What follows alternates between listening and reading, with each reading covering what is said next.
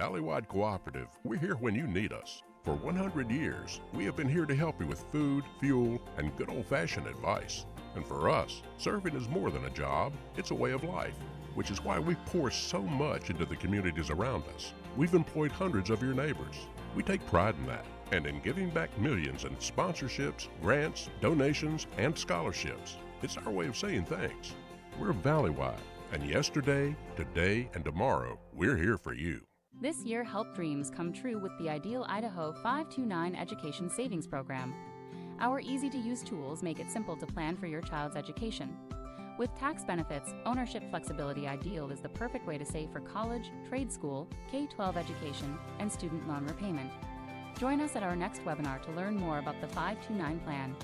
Enrolling takes just 15 minutes and you can start with just $25. Visit idsaves.org if you would like to learn more. We do things differently in Idaho. Sometimes we go east to find west, where muddy trails meet huckleberry smiles. Stars shine electric, and the wind smells like destiny. Sure, our traffic jams are strange, And not all our steaks are ribeyes. but wherever we go, our eyes never leave the road. Belts strapped and dreams packed. No distractions, no phones, focused. From here to there, it's who we are. Vaping sucks you in quick, and the more you vape, the harder it is to quit. Not to mention all the chemicals and health problems. That's why thousands of teens are joining My Life, My Quit. Visit mylifemyquit.com or text Start My Quit to 36072.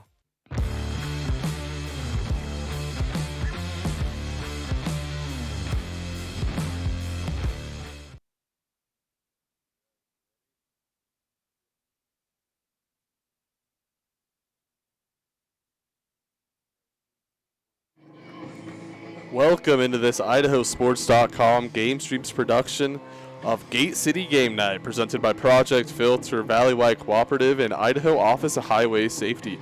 A digital coverage on IdahoSports.com is presented by Lookout Credit Union. Tonight, we come live from Iron Horse Stadium here in Pocatello, where the Thunder Ridge Titans will take on the Highland Rams. Hi, everyone. My name is Logan Kelso, and I'm joined by Sean Kane. We should be in for a good one. Sean, bring you in here. What are you expecting for tonight's matchup? Well, you know, you've got Highland coming in 4-0. You've got Thunder Ridge coming in 2-1. Thunder Ridge only won one game last year, so they've already doubled up. But, you know, you've got Highland, the defending champions in 6A football last year, 5A. They're 4-0. They haven't played really anyone in our neck of the woods in East Idaho. They played Lake City last week. It was a close one. But they're 4-0. This is a big-time conference game to start the season. I think you got a Thunder Ridge team coming in ready to make some noise in this conference, which is just loaded this year. You've got Madison, Rigby, Highland, Thunder Ridge. So it's just it should be a good one. You know, I know Thunder Ridge would like to come down here to Highland and win, but I think Highland wants to keep that winning streak going since they haven't lost from almost a year ago when they played Meridian on 9-22-23, where they lost 14-21, but then beat Meridian in the semifinals to go on to win state. But should be a good one.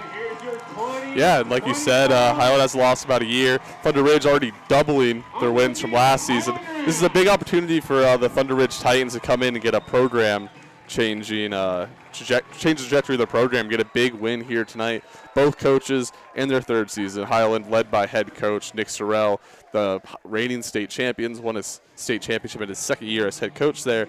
And then for Thunder Ridge, they're led by third-year head coach Michael Berger. Yeah, and funny enough, both these guys come from the Highland staff. So both coaches from this game are from the Highland staff. Mike went up to take over at Thunder Ridge, and Nick went on to take over here after Gino Mariani retired, who helps run the Rocky Mountain Rumble, a pretty staple name in Idaho football. But you got two teams that know each other. The coaches know each other. They know what they're trying to do, and both are going to say defense is what's going to win the game. Yeah, it's homecoming night here at Highland High School, as it looks like we're getting ready here for the national anthem, as we'll send it here to break. You are watching an IdahoSports.com game stream production of Gate City Game Night.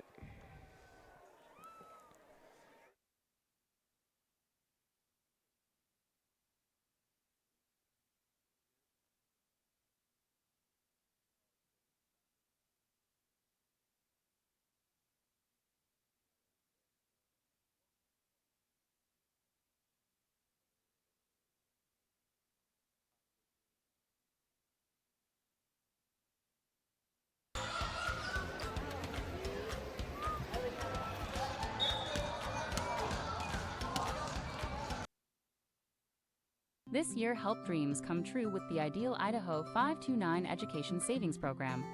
Our easy-to-use tools make it simple to plan for your child's education. With tax benefits, ownership flexibility, Ideal is the perfect way to save for college, trade school, K-12 education, and student loan repayment. Join us at our next webinar to learn more about the 529 plan. Enrolling takes just 15 minutes and you can start with just $25. Visit idsaves.org if you would like to learn more.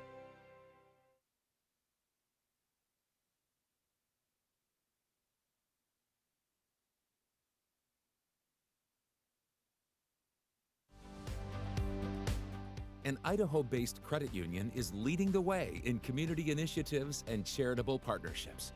Recognizing a need for change, Lookout Credit Union underwent a major transformation to put its employees and their community first. Through 2 strong initiatives, Lookout Credit Union is ensuring a brighter future for its community. To find out more, visit www.lookoutcu.com.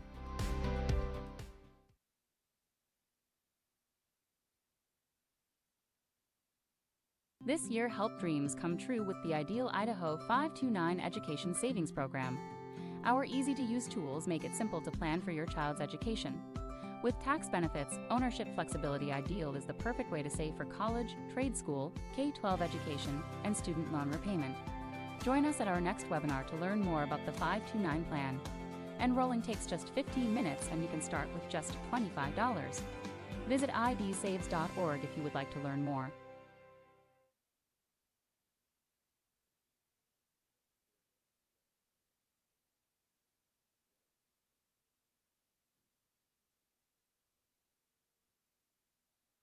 Vaping sucks you in quick, and the more you vape, the harder it is to quit. Not to mention all the chemicals and health problems. That's why thousands of teens are joining My Life, My Quit.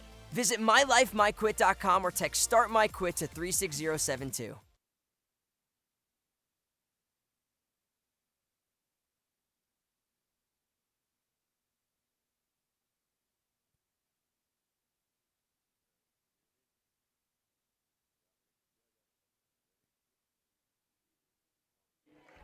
Welcome back into this IdahoSports.com GameStreams production of Gate City Game Night. We're just about to get kickoff going here at Iron Horse Stadium, home of the Highland Rams. Tonight we're taking on the Thunder Ridge Titans. As talked in pregame, should be a pretty solid defensive matchup. As talked pregame, Thunder Ridge hasn't really scored more. They've sat around 21 points all season, around their average. Yeah, Thunder Ridge has scored. They beat Idaho Falls 20-13. They beat Centennial 21-3, and then lost to Hillcrest 36-21. So right in the 20 average, and they're still averaging about 10 points more than their opponent, even with that Hillcrest loss in their last game. Highland kind of on the same track. They beat Legacy from Las Vegas 21-13. They beat Carson from Nevada 22-7.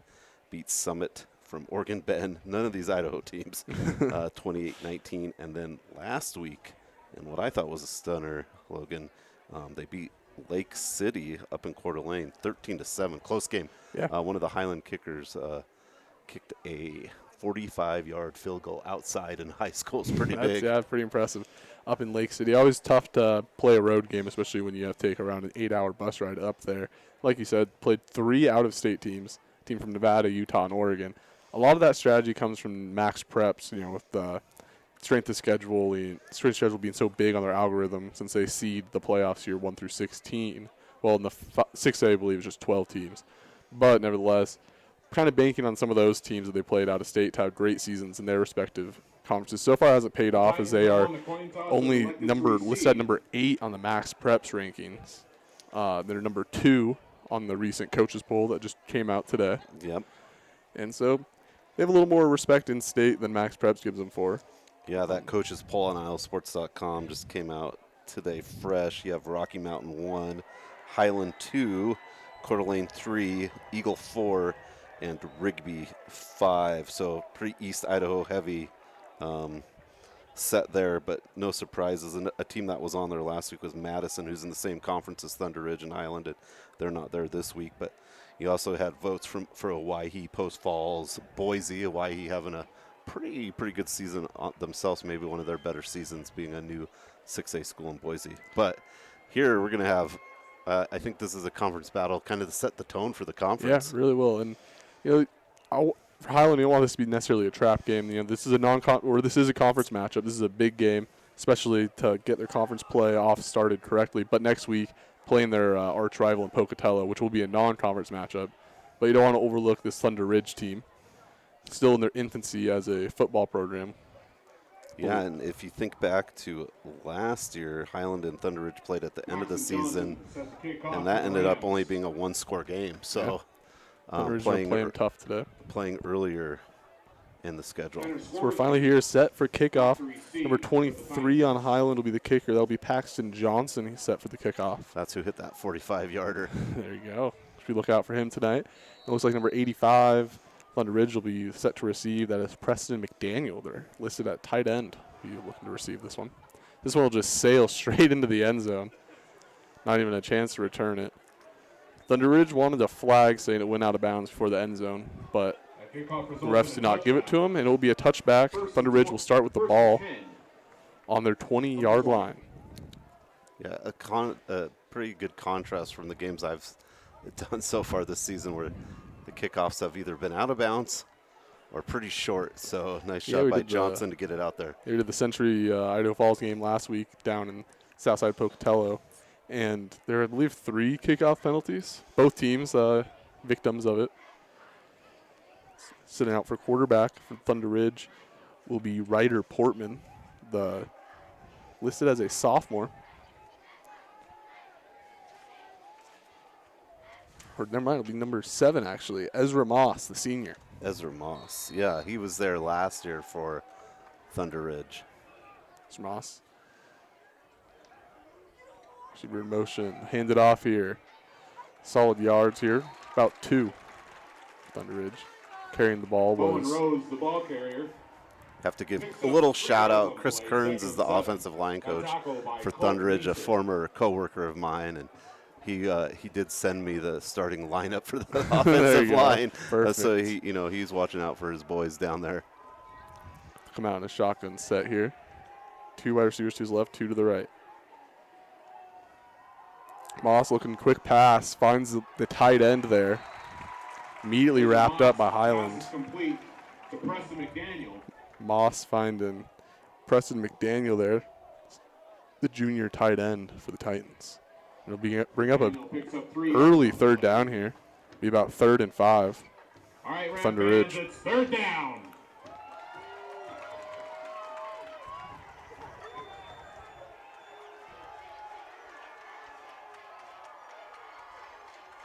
Wide receiver in motion. They'll hand it off to him and lunges for the first. I don't think he got there. Through the referee spots the ball. He'll spot it just a couple yards short. And he'll bring on the punt unit here. 4th down. A quick stop here for Highland. Yeah, just Highland picking up where they started last year. That's on the defensive end of the ball, getting a lot of stops and giving the offense a chance to score. We'll see if Highland keep this defense up through the game. Yeah, and they're looking to get good field position as looks like Lane Rico set to return. He'll get a chance to return it here. Oh, great bounce here for Thunder Ridge. The defense will just touch it and down it at around the 42-yard line, excuse me. At the Rams 42-yard line. The Rams fans getting into it a little early. I mean, it's homecoming week, pretty packed crowd. Looks like a neon out for the student section. I think it said Beach Day. Day. But it's definitely neon. Kind of like the neon beach theme from Barbie, the movie. A lot of neon 80s colors our boss Paul Kingsbury would know. Highland ready to snap the ball here. 1st and 10. Option, pass down to the running back 3. We'll get a couple yards there. Carrying the ball there was Cedric Missile. Little option play to open up this offensive series for Highland. Yeah, and what Highland likes to do is they kind of run that RPO, that run-pass option. They're going to give the quarterback a lot of options, and he'll hold it or run it or that pitch out right there, and you'll see that a lot from a Highland offense. Quarterback being Junior Keaton Belknap, transfer from Marsh Valley, replacing the numerous seniors that graduated off Highland's championship-winning roster last season. The snap, here's another run-pass option. He's looking to pass. Deep ball here, wide open. Can the ball get there? Will, a great catch there for number 11, Taylor Tibbs. No one covering him. Had to wait for the ball to get there. Goes up. The defender meets him at the ball. He comes down with it. And that will be a quick first and goal. First red zone appearance of the game here. The Highland Rams, they're going a little up-tempo. It was almost short that it gave the ball thrown short. Almost gave time for the Thunder Ridge defender to get back to it. But when he threw, I thought there was no chance he would catch up to him, and got there. No one in the backfield. Empty back. Gets a runner to jump. They'll call him for offsides, and Highland will move halfway closer to the goal line here. This is not the start that head coach Michael Berger on the Titans expected Thunder Ridge to come out with. 2 plays, and Highland will be down to the Titans' 4-yard line. Yeah, and you got to be. You're in the conference with Highland, you're Thunder Ridge. Highland had 22 basically seniors that started last year that are gone. You're thinking, hey, it's our turn, but Highland coming back already. Just a strong start here to start this quarter. Belknap with Mitchell motioning in the backfield. No one in the backfield still. 4 receiver set. 10 will go in motion. Be a fake sweep as he'll just pass it out, and it'll be in. Is it caught? It'll be incomplete. Receiver, let me get a number on it. Leaves number 11. Taylor Tibbs, who made the incredible catch earlier. Just couldn't hold on to it. Solid defense there by the Titans.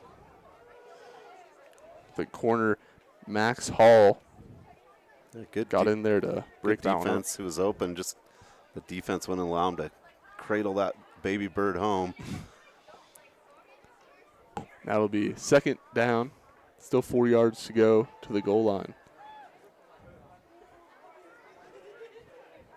Belknap motions his receiver over. Look for the same play and can't find Tibbs again. They'll get pass interference called, though. Penalty flag on the field. And it looks like the Highland Rams will get a new set of downs, get halfway closer to the goal line. Yeah, maybe just there a little early as the Thunder Ridge defensive back, but I mean, you do the penalty or you get the touchdown. Yep. So at this point, you're at the goal line. Don't give up the touchdown early. Maybe something happens. Yeah, they're trying to definitely target Tibbs. It looks like early, already 3 targets, every single passing down. They've tried to get the ball to him. Though they're maybe giving Alvarico a little bit of a look, the right side of the field. But Tibbs, looks like the same formation again. Belknap motion his receiver over. We'll do a run play this time. Is it enough? Look for the call. Mitchell, the ball carrier. And it'll be short. Now we'll get second down and just inches from the Highland Rams, punching in the first score of this game. On the carry was running back Cedric Mitchell, just a sophomore. We'll go QB sneak here, and it'll be in. Highland Rams punch 6 into the end zone. A QB sneak there that gets Keaton Belknap a rushing touchdown. It'll be a 6-0 Highland advantage. See if they just go for an extra point here. Looks like they got a kicker on the field. That'd be the aforementioned Paxton Johnson, who had a superb night last Friday. Snap, the hold, right through. And it is 7-0 Rams early. 1 possession, 1 score for the Rams. Thunder Ridge Titans 0. Yeah, almost 1 possession, 2 plays, right? Yeah. Big pass off that first play all the way down into the 10-yard line, and then 1 pass.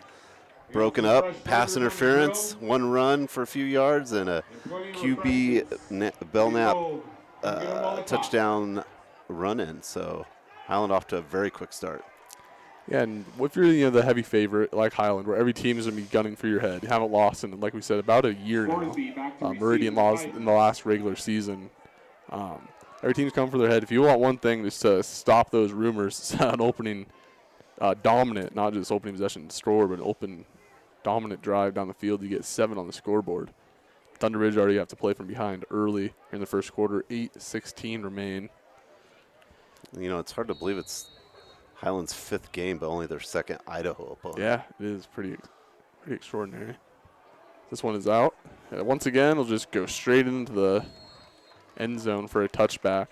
Now Thunder Ridge, after a quick 3 and out, will come back out here, try to even up the score, or at least get some points here on the board. Yeah, Thunder Ridge is going to, it was pretty conservatively dialed up here on the first drive. Maybe look to do something a little more on their second drive of the first quarter. Ezra Moss in the backfield. One running back to his right. We'll give it over to the running back. It'll be stripped away, and Highlander will recover the fumble. Recover the fumble is number 33, Benson Sessions. I'm not entirely sure if they lost it on the handoff, but it looked like to me that Benson ripped the ball out of the ball carrier. That'd be figure out the number on the running back for Thunder Ridge, but it looked like it got straight stripped from him and instantly recovered. And Highland is threatening right now. They'll be at the 16-yard line. I don't know if it was the case where it was the quarterback was handing it off and was supposed to take it back, and the running back took it. Might have been. But nonetheless, right in the right place for Highland to get the ball right back in great field position. This is disaster for Thunder Ridge. Just ran 4 plays on offense. Now Highland, the shotgun set. Passing down. Navigating the backfield here. Can Benright get something? He'll get just 1, maybe 2 yards here. Keaton Belknap using all 207 of his pounds to try to muscle forward a couple yards. Didn't roll out of bounds like most QBs would in that situation. Just ended up just powering through for an extra yard.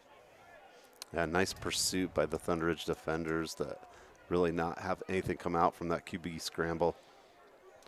That'll be a thing that, a lot of people say is Keaton Belknap is very good at scrambling. He's a good runner as well as a quarterback.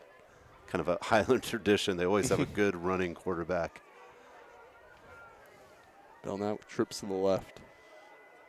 One wide receiver to the right. That's Tibbs, who's been a big target tonight already. They're going to try to find Tibbs here. Tibbs trying to get some separation. Can't bring it in. Great effort there for Tibbs to get at least a hand on it. And we'll get is that a flag? Nope. There's a flag deep past the end zone. Doubt that one's in play.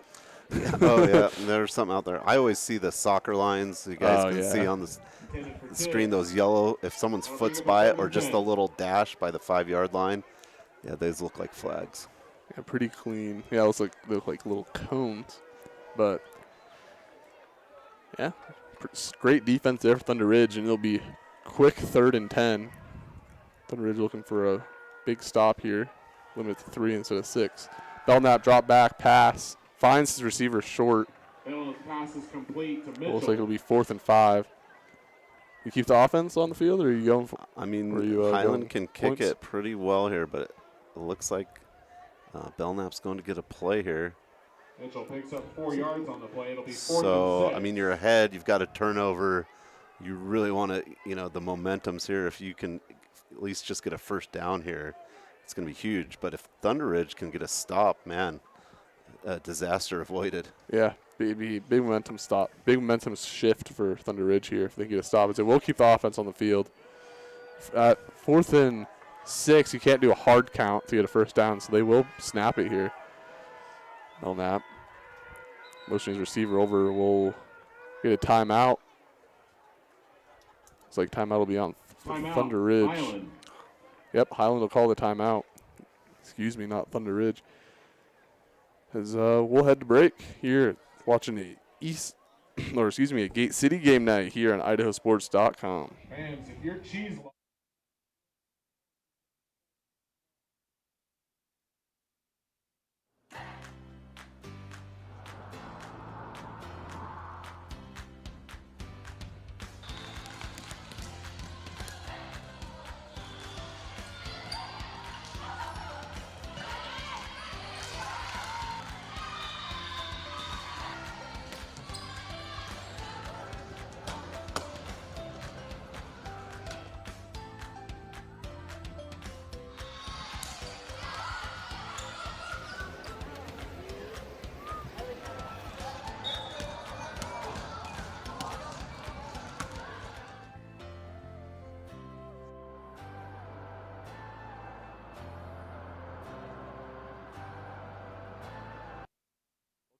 quick timeout. Paxton Johnston drills a field goal for 3. Highland ends up calling a timeout after bringing their offense on the field on 4th and 6. Call a timeout. Brought the special teams unit on. Paxton Johnston drills a field goal to make this a early, and I say early, 10-0 lead here for the Rams. It's just still have 6 minutes, 13 seconds remaining here in the first quarter. And Highland already having full control of this game. Just 4 plays ran on offense for the Thunder Ridge Titans. And I believe probably only 6, 7 plays ran for Highland. They've scored quick both times. Yeah, I feel like the last time I was here for a Highland game, Highland scored just on first possessions of almost every drive.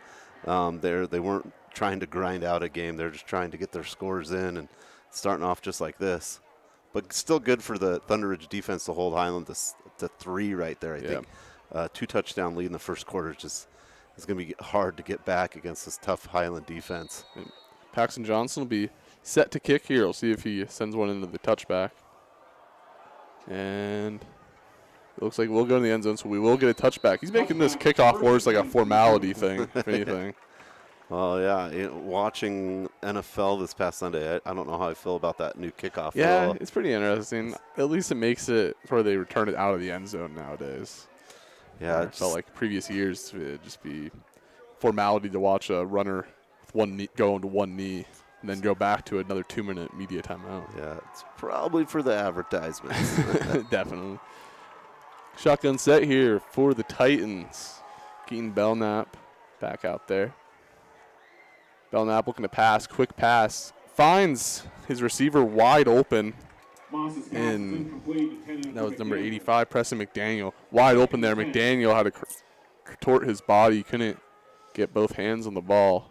It'll be an incomplete pass. Yeah, Ezra Moss, he's a senior. He has a cannon. He has a quick release. He can throw it really hard. Now, that time it was almost too quick for the receiver to make the adjustment. Ross back out there. 3 receivers to his right, 1 receiver to his left. Snaps. Looks to pass again. Tries to find I don't know if that was a miscommunication there. I believe he's trying to find number 84, Tanner Scoresby, or maybe he was really short to number 6, Radley Becker. That's a fun name. Radley. But nevertheless, another 3rd down early. And Scoresby is someone that you'll see they're going to go for. He's a big target for this Thunder Ridge Titan team. 2 backs in the backfield.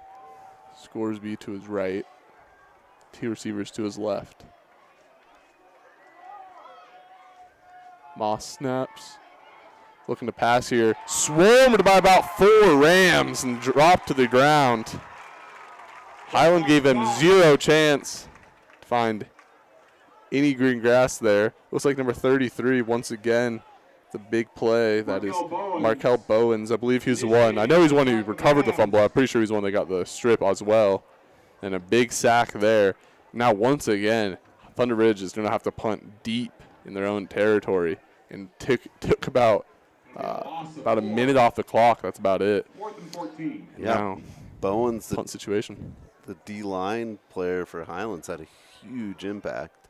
Fair catch in Thunder Ridge's territory at about the 46-yard line. Fair catch by Lana Alvarico, from the Titans' 46-yard line. Senior receiver. In great field position again for the Rams. Yeah. They haven't started the possession past the 40-yard line on either side of the field. No, they have not. We haven't had to pan the camera to the other side of the golf course, which is right in front of us here. Yep. They have the football field, Iron Horse, and then the golf course. Belknap out there again. Hasn't done anything wrong today. Snaps. Quick pass here, and he'll find the receiver, Alvarico. It is fumbled and recovered by the Titans. They're going to call it a catch, so it will be a recovery. Thunder Ridge Titans with some life here. Fumble recovered by the Titans. Finds Alvarico on a quick, about 6-yard pass, and immediately stripped away by the Thunder Ridge defender. He couldn't get a number on it. But nevertheless, Thunder Ridge will now hit the ball in great field position. Yeah, they're Thunder Ridge's best field position, and what a play by the defense of Thunder Ridge. They get that ball out of the hands of the Highland receiver, and what a momentum shift. I mean, nothing has been going really right for Thunder Ridge. Now to get a turnover. The turnover's at 1-1. Both teams have fumbled, but Thunder Ridge with their best field position. Now Ezra Moss looking to get something going here. 4th possession of the game for Thunder Ridge. 2 3-and-outs, 1 fumble that was recovered by Highland, and 1 3-and-out as this one goes about nowhere. Handoff to his running back. I believe that was number 25, Bowen Rose. It is. The ball carrier picks up 1 yard on the They'll give play. him 1 yard. It'll be 2nd and 9. Yeah, Second and 9. in the first drive, Thunder Ridge tried to get the run going, couldn't quite do it. Their last drive was basically 20 seconds of 3 incomplete passes, so a good mix of plays here could be helpful. Moss in the shotgun set. 2 receivers to his left, 2 receivers to his right. See what they call up here. It will be a pass. Moss, tipped pass, and it'll go nowhere. Number 40 on Highland, Pass is incomplete. Porter Burrows, tipped it Tipped at the by line. Porter Burrows. And now it'll be another 3rd down situation here for That'll Thunder bring up Ridge. a 3rd and 9. And how impressive has this Highland defense been, really? I mean, it's kind of the story so far of the game. They've just not given anything. Not a first down. Yep. I mean, maybe I believe 5 yards. 5 of yards. Total Yeah, 5 yards through total. 4 possessions and a turnover already. Well, Thunder Ridge passing down here. Ezra Moss, signal caller back there. Moss snaps, looks for a receiver. He'll get 10 on a comeback route, and then great defense there by number 5, Hunter Burrell, getting that one away from the receiver, Easton Almond. And now it'll be once again a 3-and-out for the Ridge Titans. Just about 40 seconds taken off the clock. Yeah, the possessions for Thunder Ridge have been very short. And that means their defense is going to have to get back out there quickly. This time, the punter will not have to kick from deep in his own territory. Solid punt. Highland levels defensive player. And they're saying Thunder Ridge thinks it hit off a defender, and they're going to claim a touchdown here. If it is a touchdown, it would have been Max Hall, but it'll be down at the 21-yard line. That was interesting. I was confused. I mean, I definitely didn't touch anyone. He sold it pretty good. The Thunder Ridge player did. He was trying to, block the Highland guy into the ball first, but no avail. And Highland now in the worst field position so far this game, still just at the 21-yard line.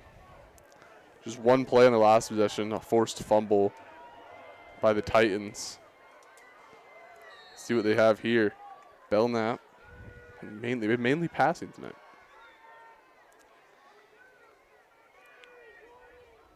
Belknap will hand it off here. Be a run. Cedric Mitchell. With a good carry there, about 5 yards it looks like. Bobish on the tackle. It'll be 2nd and 5 here. 4 minutes to go in the first quarter. And the thing Highland does well is they use the field. If they're on, the short side, they're going to go to the long side. They're going to use the spacing very well. That's a very, very technical thing the Rams do very well. Belknap, 3 receivers set. He'll take the ball for his running back. Looks like he's going to try to run for a first here. He'll get the first down. Ball comes out, recovered by the Titans. Penalty flag on the field. Max Hall with the recovery. There's a penalty flag and another penalty flag after the fumble. So another fumble and a penalty flag on the field. We'll have to see what this is. Max Hall was kind of manifesting a fumble as he pretended that he got a touchdown on the punt. He's the one that gets the recovery here. See what the ruling is. Holding on the Rams. It was declined. And it'll be unsportsmanlike on the Titans. So it will be Titans ball. A second turnover forced by the Titans defense. Max Hall with the strip and the recovery. A little extracurriculars after the play will push Thunder Ridge back to literally about the exact spot they punted the ball from on their last possession. the 49-yard line. Yeah, just kind of a costly mistake to get that unsportsmanlike. You get the fumble, you're on the other side of the field for the first time. Now it's gotten you back. Highland's defense has been good, but 2 fumbles so far.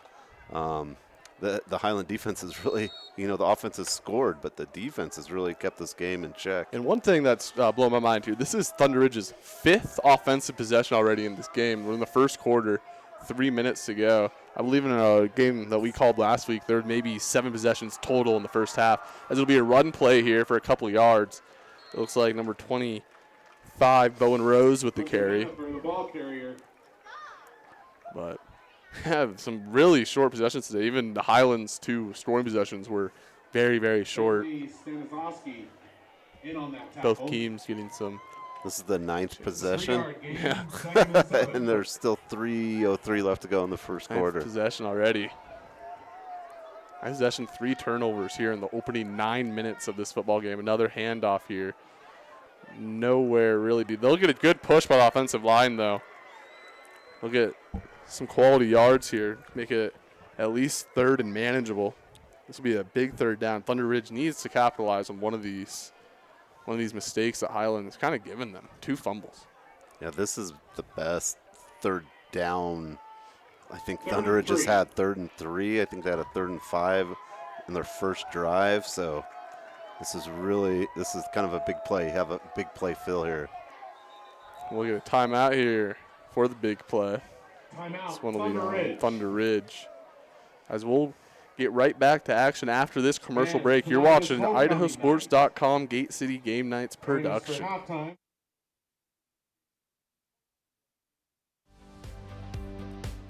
An Idaho-based credit union is leading the way in community initiatives and charitable partnerships.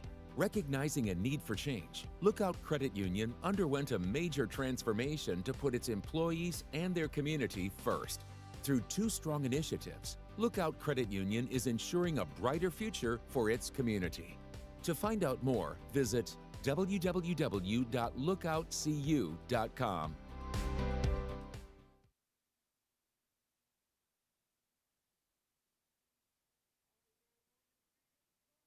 Let's help our defense. Welcome back to IdahoSports.com GameStreams production of Gate City Game Night. It's a massive 3rd down here for Thunder Ridge. Haven't got much going on. No first downs yet on offense. They have the ball in great territory here. Let's see what Ezra Moss decides to do with the ball. Moss in the backfield, shotgun set, snaps it. Quick pass, finds his tight end. That pass is incomplete. If it doesn't get in his hands, it'll be incomplete. I'm not sure how McDaniel did not bring that one in, Sean. I didn't see where the ball went. Yeah, me either. I genuinely thought he sold it so well. I thought he got the first down. There's no one covering the tight end McDaniel. Is they're going to keep this offense on here for 4th down as they are looking for some desperate need of offense to be some of the best field position they can get for a 4th down. Shotgun set once again. Moss surely will pass. He will. Another quick pass to his tight end. This time received. And this time will be a Titans first down, their first down of the game. Essentially the same play, I think, there. Yeah, literally. Just a little out route to the line, and the defender, that's where you got to be aware where you're at, right? If he catches it short, he's not going to get it, and the receiver is just far enough that no matter what happened, it would be a first down if he caught it. Impressive McDaniel at 6'4", 220, massive target, especially in those short yard passes. First down, be a handoff to 34. They'll get about a couple. They'll get pushed back by the Highland Rams defensive line. And 33, Markel Bowens will be credited with the tackle. Markel Bowens been all over here in this first quarter. Yeah, I don't know if anyone, has gotten the player of the game award on the defensive side of the ball right now, but Bowens is making a very strong argument just in the first quarter. Moss, second down here, 2nd and 9. 1:20 remain here in the first quarter. Moss looking to pass. He'll try to get it to his tight end, and he will. No, it's out of his hands. Dropped it right into his wide receiver, Tanner Scoresby's hands. Scoresby couldn't hold on. Great defense there by, let me get a number, I believe number 6. Carson Bates ripped that one away. But that looked like a great pass there from Moss. Dropped it right into Scoresby's hands. Yeah, Scoresby's at it, and maybe just the running and outreaching just couldn't quite bring it down. But it was right. It was right in there. He couldn't have drawn it up any better. And now another third down. Thunder Ridge yet to convert on a third down tonight. I believe they are 0-5. 1 for 1 on fourth down. 1 for 1 on fourth down. One turnover. Moss snaps it. Bootleg. Cancels out his own bootleg. He'll have no one downfield. As it looked like he was going to try to roll out to his right, and then immediately saw Bowens turned around, and then miscommunication. Obviously, I don't think Radley Nebecker was expecting to get the ball there, especially that short down the field. I was going to say just that. You know, who else is there? Bowens. Yeah. Almost with the sack and putting the pressure on. This Rams defensive line's been impressive so far tonight. Fourth down. Thunder Ridge will keep their offense on the field again. They're 1 for 1 tonight on fourth downs. See what Moss comes up with here. 4 wide receivers, running back in the backfield. Moss passing. It'll be short, and we'll get a flag. Flag on the field. Pass was short to Scoresby, but there is a flag right where the defender. Looks like it was number 6 once again. Carson Bates might get him here for pass interference, which would be a massive break for the Titans. It's going to be rough because that ball was way too short. Yeah. It's pretty much uncatchable. And it will be pass interference against the Rams. Yeah, that's one of those, almost an uncatchable ball. And a lot of those that you see the NFL is almost, they had to change the rule because it became a little bit more of a strategy to underthrow because the defenders are going to touch you a little or hit you a little harder. And that was the case there, and unfortunately, I don't think that ball was going to be caught no matter what, but bailed out on the flag, and still haven't been stopped on fourth down yet. Nope. 3 backs in the backfield for Thunder Ridge, odd formation. Highland looking to jump the count. It'll be a handoff to 25. He'll get some great yardage there. Looks like 6 yards for 25. Flag on the field. And we'll get another flag. Run was by Bowen Rose, being the majority of the snaps. It'll be unsportsmanlike on the Rams. The Rams penalties are killing them on this drive. Head coach Nick Sorrell is not too happy with it. He's about 5 yards onto the field. And the Thunder Ridge sideline's getting excited. Yeah, I'm not sure what happened because the penalty was flown, and then they just disqualified. They kicked him out of the game. They disqualified Bowens. Really? Yeah. That's huge. That's a killer for the game, and I couldn't tell you what happened because they threw the flag. The Highland fans are pretty insistent that it was maybe like a hold on that running play, and now he's out of the game. Yeah. Yeah, Bowens. I noticed that a couple plays earlier, the referee had put his hand on his shoulder and was talking to him separate from the team. So, I think Sorrell's arguing he didn't warn my player, but I think it was more of a one-on-one, no flag warning. But yeah, they're disqualified. It had to be something. You don't really often see disqualification, especially on non-targeting calls. Yeah, not on something. So it had to be some words said. And look at this field position for Thunder Ridge now. And now, they're at the 9-yard line. First and goal for the Titans. It'll be first and goal. And Bowens, who arguably has been the player of the game so far, player of the quarter no matter what. If I had to vote, that's where my vote would go early on stages. Now gone. Thunder Ridge around the same set. They're a pass this time, though. No one there. Touchdown, Titans. Finds Preston McDaniel. A great play call. We'll get another flag. This one will for sure be on Preston McDaniel for unsportsmanlike as he celebrated a little too much. You can't just throw the ball up in the air to celebrate anymore. One thing I think the refs might be, we obviously can't hear what's on the field right now. But, maybe there's some more words being spoken. They but spun the ball. Based off the celebration, I don't think there's much there to call a penalty. Yeah, in NFL they can celebrate, but high school still pretty much can't really especially you can't do anything with the ball. Yeah. I understand there may be a penalty if you're dunking over the goalpost, but you're spinning the ball or just throwing it in the air in celebration. I don't think it's too heinous. Extra point try is good. It is 10-7. Thunder Ridge gets bailed out by a couple massive penalties. And they knock out arguably the best defensive player for Highland, Markel Bowens. And this is a brand new ball game. It's 10-7, 47 seconds remaining in the first. Highland will receive the ball again, and the last 3 plays the Highlands ran, they've had 2 fumbles. Yeah, it's just been a turn of events. It's still the first quarter, Logan. Yeah. I'm like, what's happened here? And yeah, about 37 minutes of real time into this game. kind of had you had some fumbles, and then you had a bunch of penalties. You remember, it was it 4th down or 3rd down for Thunder Ridge, and get the pass interference. Yeah, 4th down. And that brings, you're looking at having the ball back. Thunder Ridge gets that pass interference, and then right after that, you get that personal foul, and the player ejected from the game. Yeah, Thunder Ridge. If you're a Thunder Ridge fan, you're coming into Highland. It's their homecoming. It seemed like an absolute disaster in the first 5 minutes. You got 10 points.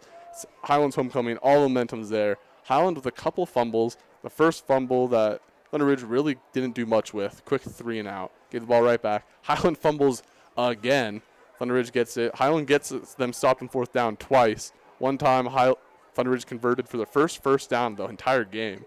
And then the second play, Highland on the second 4th down, the pass interference, like you said, on sportsmanlike, then perfectly drawn up play. No one covering Preston McDaniel as he scores to make this one 10-7. That was the same play Idaho Falls used to pretty much put Century to sleep the other night. And let's kick off here as also the kicker almost gets the tackle. He whiffs, though. It's a solid return here by number 0. That is Chase Swigert, who's been kind of a do-it-all guy for Highland all season. Plays defensive back. He'll get some snaps on offense, and he's been their main return guy this season. And then you have to remember the Thunder Ridge had to kick it back from way from the penalty of their unsportsmanlike after the touchdown. So Highland not terrible field position. Penalties piling up for both teams. Yep. Now we'll see what Keaton Belknap and head coach Nick Sorrell draw up here.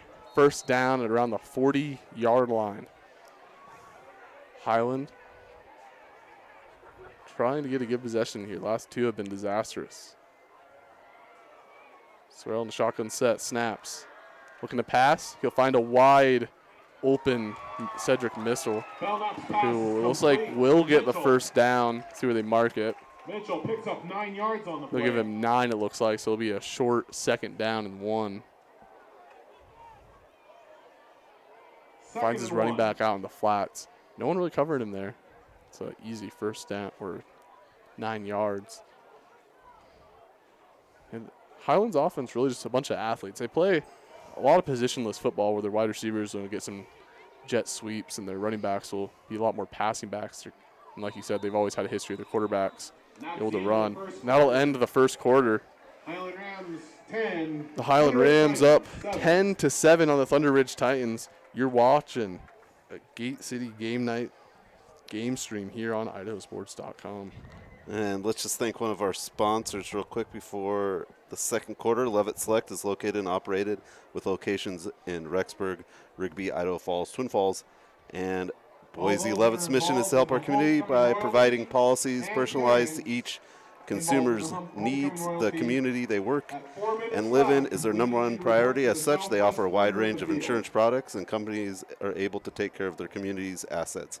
Levitt Select in Idaho Falls wants to be your insurance professionals. Please call them today at 208-522-2582. Levitt Select Insurance, here for all your insurance needs. Well, the Highland Rams are going to look for some insurance here to begin the second quarter. As once again, it'll be 2nd and 1. As on the sideline, Bones getting dressed down here, taking his pads off. Doesn't look too happy. It looks like he tossed a chair down there. He's had a heck of a game. Yeah, I mean, he had the fumble. He had a couple pressure the quarterback a couple times, and then big loss, 2-yard loss on the running back. 2nd and 1 here. 2 backs in the backfield. Pass will be a deep ball here. He's going to try to find Alvarico. He'll find him. They're called incomplete. They're going to say it bounced first before Alvarico. But no matter what, heads up play for Alvarico. Head on a swivel. 2 defenders on him. At least found the ball. little bounce before. We'll get a 3rd and 1 here. Yeah, that was crazy. There was 3 Thunder Ridge defenders. Almost all 3 had overrun the ball. The Highland receiver is able to come back and almost get that kind of ducked in the air. It kind of lost its velocity of the ball. Belknap has some. I don't know if there's wind. When he throws the ball in the air, it seems to hang up there for a while. They're going to do a QB sneak here. They'll get the first couple yards on it. They've been 2 for 2 now on the sneak, which we've seen become major QB keepers. This is a big play that Philadelphia Eagles, obviously, the tush push, has been about a unstoppable play. A lot of other teams adopting it. QB sneak might be one of the most reliable 1-yard packages you could have. Yeah, and the Highlands, a team, like I said, the RPO, I think, they've got 2 or 3 different checkdowns that they have almost every time where Belknap could just run the ball, even if it's not designed that way. Belknap, another pass. He'll go right through the receiver's hands. Alvarico having a little tough time today holding on to the ball. There's been a couple times where he's had a couple drops. I mean, he had a couple plays ago a great catch. Didn't come down with it. And then the one catch he does have tonight fumbled to Max Hall on the Thunder Ridge defense. So it led to Thunder Ridge scoring 7.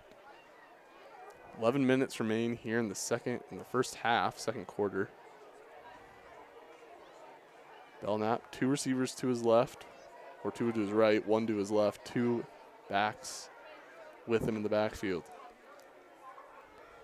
Run pass option. He's going to look to pass. Just airs it out of bounds. Yeah, I think that was probably a decision where he probably, in hindsight, he wanted to go with the run there. Decides to go with the pass and no one there. Well, now, we're in the early stages of the second quarter, but the Thunder Ridge defense now really stepping up and playing a lot better than that first quarter where Highland was pretty much quick strike, right? Yep. They were able to just kind of hit some quick strikes. They allowed that one big play. But outside of that, can't really discredit their defense on the second time Highland scored. Just hold them to a field goal when they were backed up into the 20-yard line. Belknap. Be another pass. He's going to look to run. He's going to find the crease, and he's going to get 10. He's going to get a first. Add on a couple more yards. It'll be about 13 yards for Keaton Belknap. And like you said, he has some wheels. Didn't see any receivers open, and he cut the seam really well there. What a luxury if it all breaks down to be able to run it like that up the middle. He looked like a tailback. Yeah, he really did. Tucked that ball and went for it. He's built kind of like a tailback, too, at 6 foot, 207 pounds. The Marsh Valley transfer. One back. Now Bill got trips to the left. Belknap fakes a handoff. He'll find receiver in the flats and instantly wrapped up on one-on-one coverage by number 8, Cade Bobish. Number 10, Easton Highland fans now are ultra sensitive on wanting the unsportsmanlike to call. I think they thought that Cade Bobish, stood over. It was close. It just got a little too much. But I like it. The ref immediately went over and I think said something to him and trying to, they want the kids to play football, not throw flags. Yeah, exactly. 3 receivers to the left now, 1 to the right.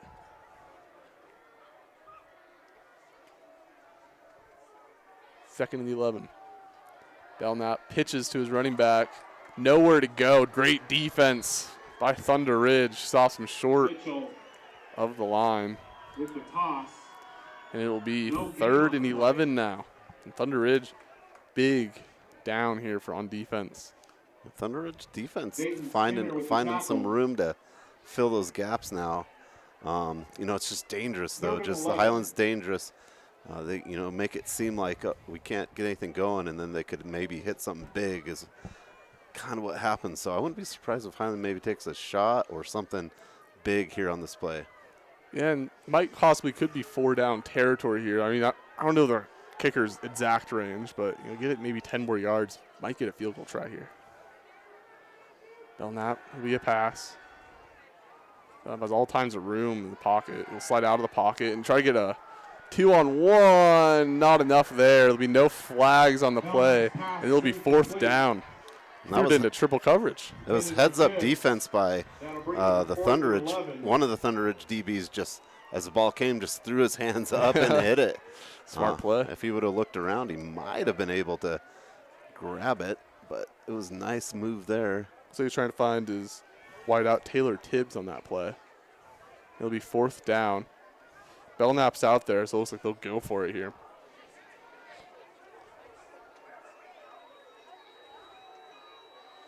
Big 4th down.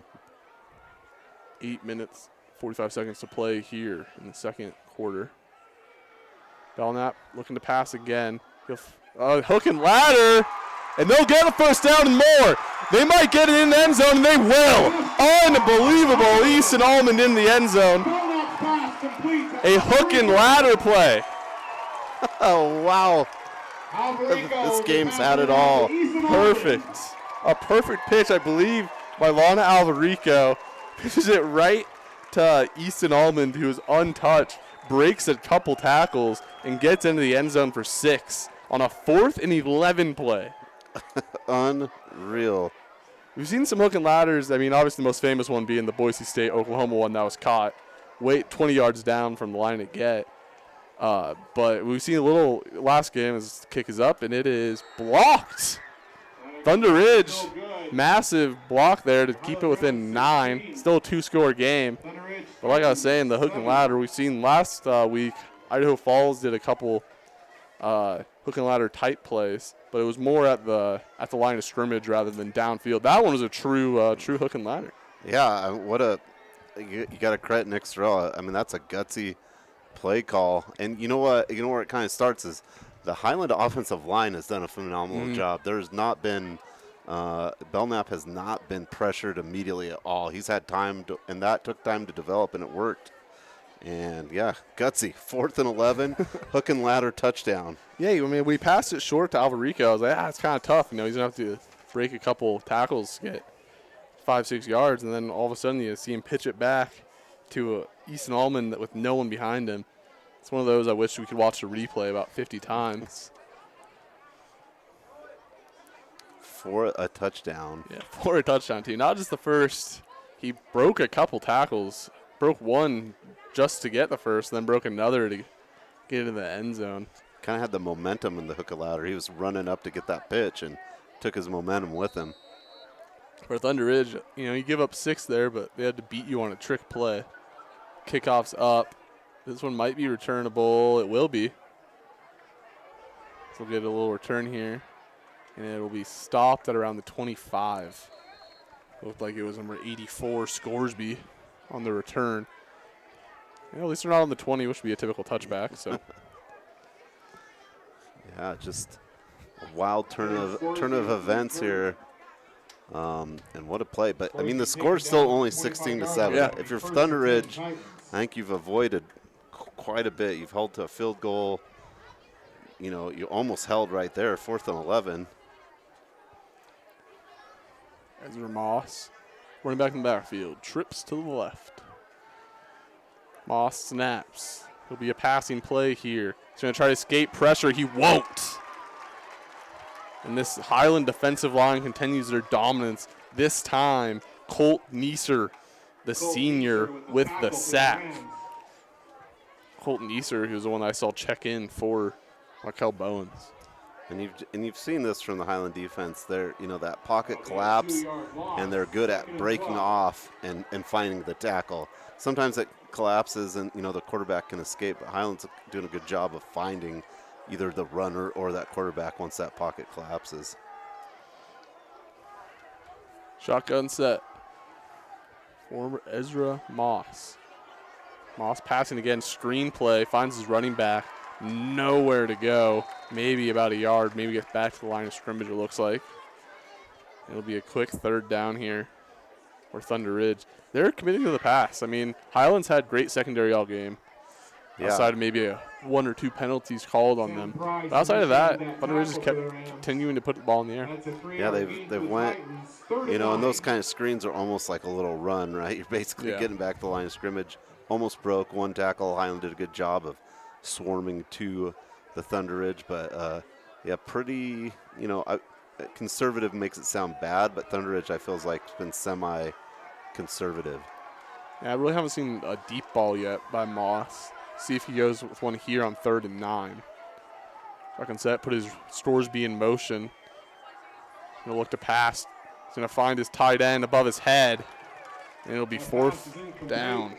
Quick possession as Highland has a player on the ground grabbing his leg. And even if he catches it there, it's probably not a first down. So we will have, it looks like, an injury timeout.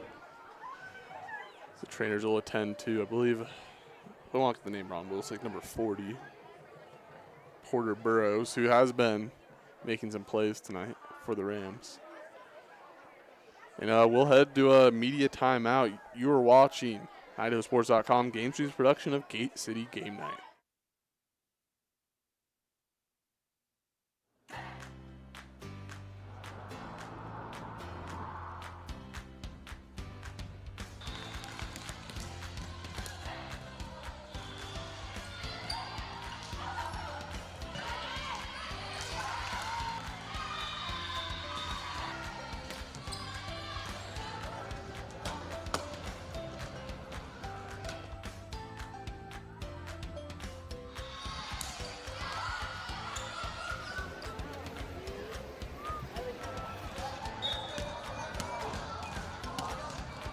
It's off the Highland receiver's hands. It'll be recovered by the Titans.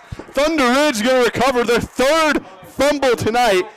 Just goes straight through Lana Alvarico's hands, and Thunder Ridge with an immediate recovery. And just like that, Highland can't seem to be putting Thunder Ridge away. Thunder Ridge once again will start the ball in terrific field position. Almost works as a 60-yard pass. If you're Highland, you felt like you've had so many opportunities to maybe put this game away in the second quarter, yeah. which is very difficult to do, right?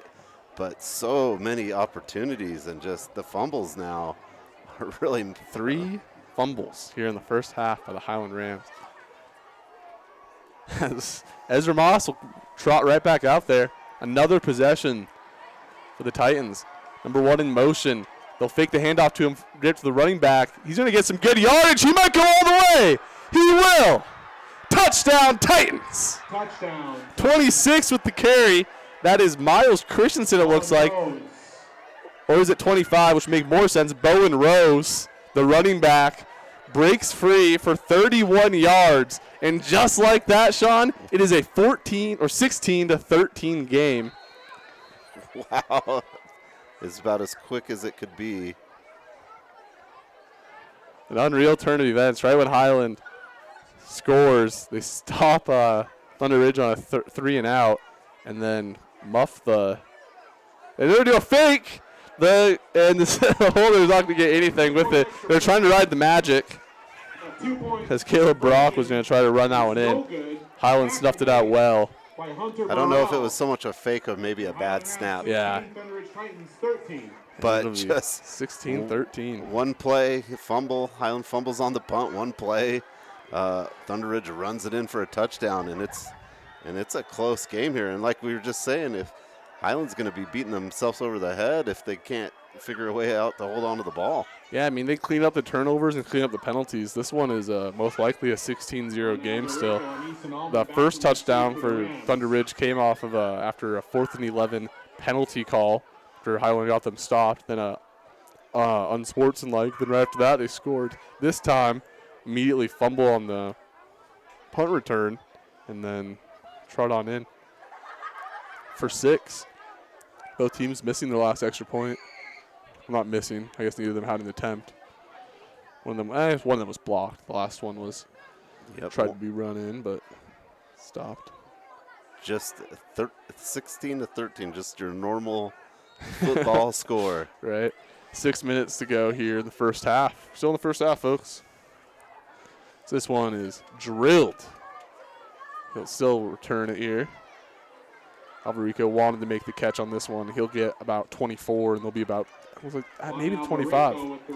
Alvarico, the returner at the ball that muffed through his hands, redeems himself there and gets about 5 extra than he would if he would have let it go into the end zone for a touchback.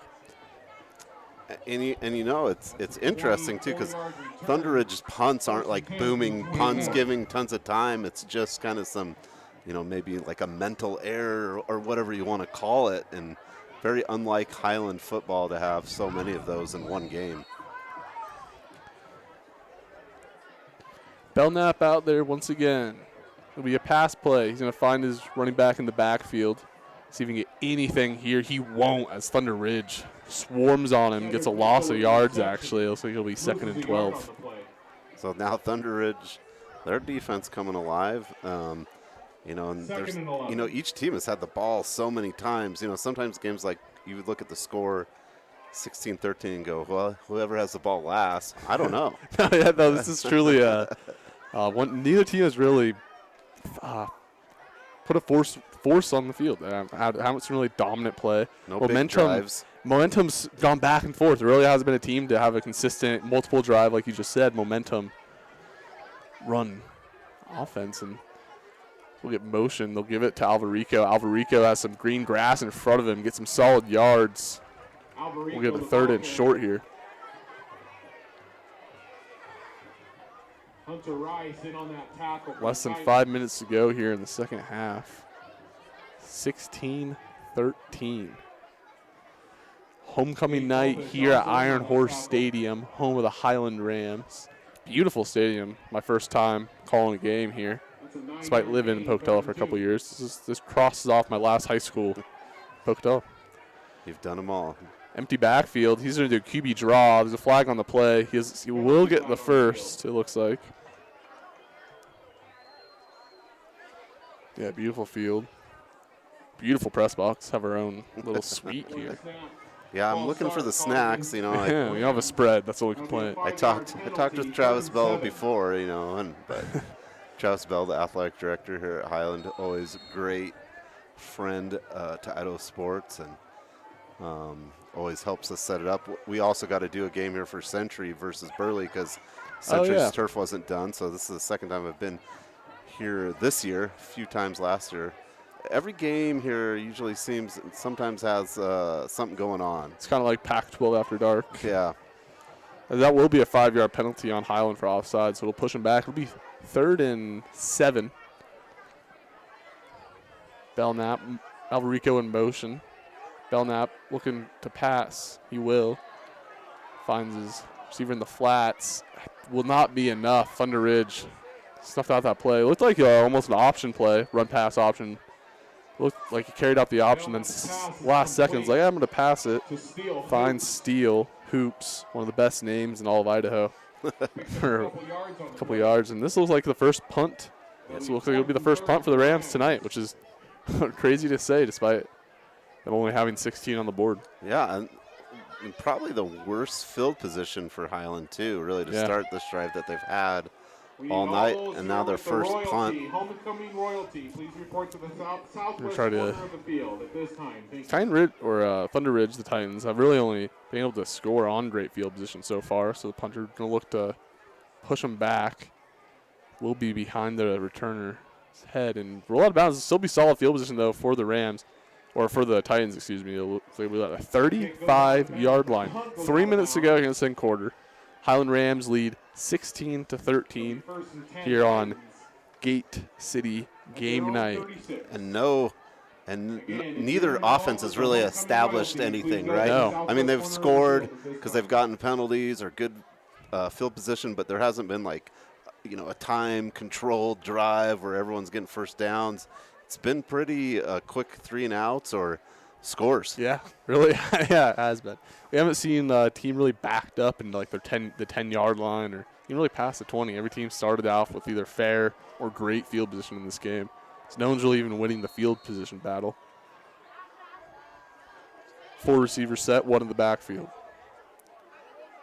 Moss, receiver in motion. He'll fake the handoff. Great block there by the running back. They're going to find him wide open, and a great throw and catch to Preston McDaniel, in a block there by Bowen Rose, the running back, for the stop Highland from getting to the backfield early. Yeah, one Highland defender was definitely free in the running back Rose, able to block him. And how he was so open, I don't know. There was a defender Yeah, just some broken down. Maybe thought they were going to run the ball, but nice play designed by the Thunder Ridge Titans. And now at the 30-yard line, Thunder Ridge, now all of a sudden their offense is just rolling. 2 straight offensive plays have gone for 30-plus yards. He's going to put the receiver in motion again. This time you will hand it off to him. And he'll get a couple. I believe that is number 1. I do not have a number 1 listed on the roster. I don't know if you do, Sean, but at least on the roster we get, looks like that was Kyler Sparks, the run. I got my roster from the Highland folks. I got mine directly from Thunder Ridge people. So that's my bad. And that'll be, looks like the call holding there on Thunder Ridge to push him back. So the thing is sometimes that the roster changes a little bit after 3 or 4 games, so sometimes you got to go digging for the most current one. Kyler Sparks. Another good name. Yeah. Basketball player, I believe, also for Thunder Ridge. My favorite one on Thunder Ridge, this guy literally named Titan. Titan DeBecker plays for the Titans.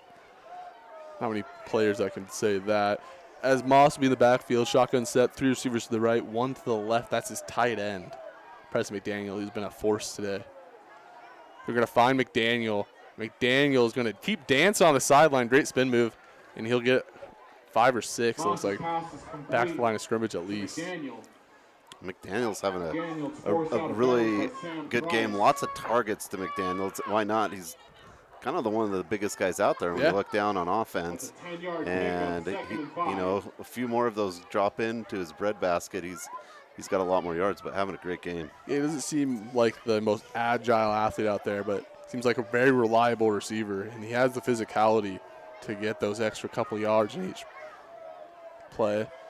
They'll fake the handoff. They'll give the handoff to Moss, or Rose, excuse me. Rose will push for a first down. The Titans are rolling here. Bowen Rose has been impressive these last 2 drives. Broke out for a 31-yard touchdown run. An incredible block to get about a 40-yard pass. And there, a great run to get a Titans first down. Yeah, the Rams defense has kind of had to adjust now because Thunder Ridge has taken a few shots.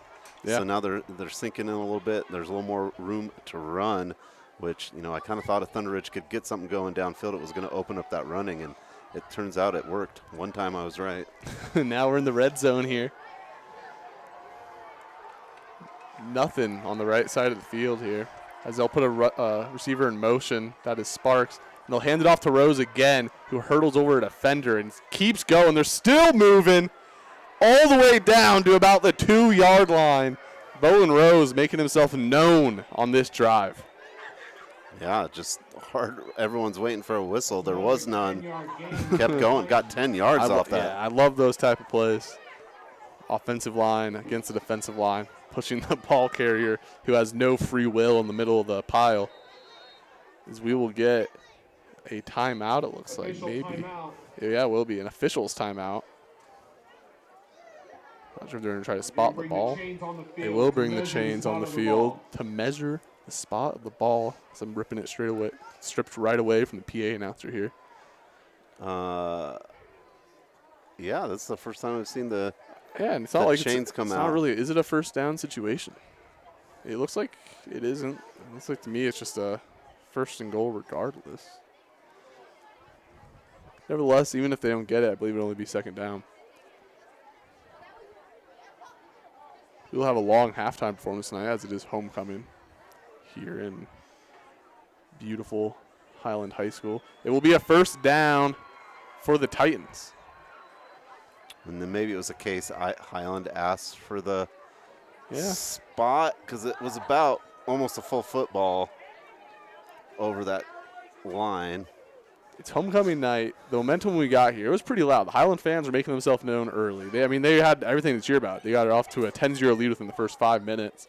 Since then, Thunder Ridge, they haven't really, like we said, no team's really dominated or really had even a flow really going in this game. Thunder Ridge now has as of late, and they've completely silenced this Highland crowd. If they can punch one in here to take possibly a lead into halftime would be massive.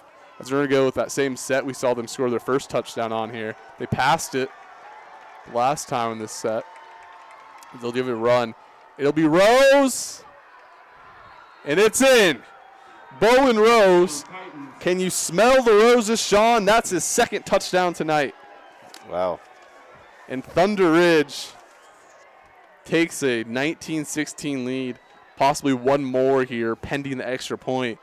Absolute shock here at Iron Horse Stadium as Thunder Ridge Titans are looking to come in here and pull off probably go a for massive two upset. here maybe, or not. I don't know. They do have their kicker on the field, which I believe is also, I believe Preston McDaniel is their kicker. Actually, it is Scoresby. Tanner Scoresby, their kicker. And this time it'll go right through the uprights, and it will be 19-16 Thunder Ridge. We have 1 minute remaining here in the first half, and Highland down 4. 20-16, excuse me, I said 19.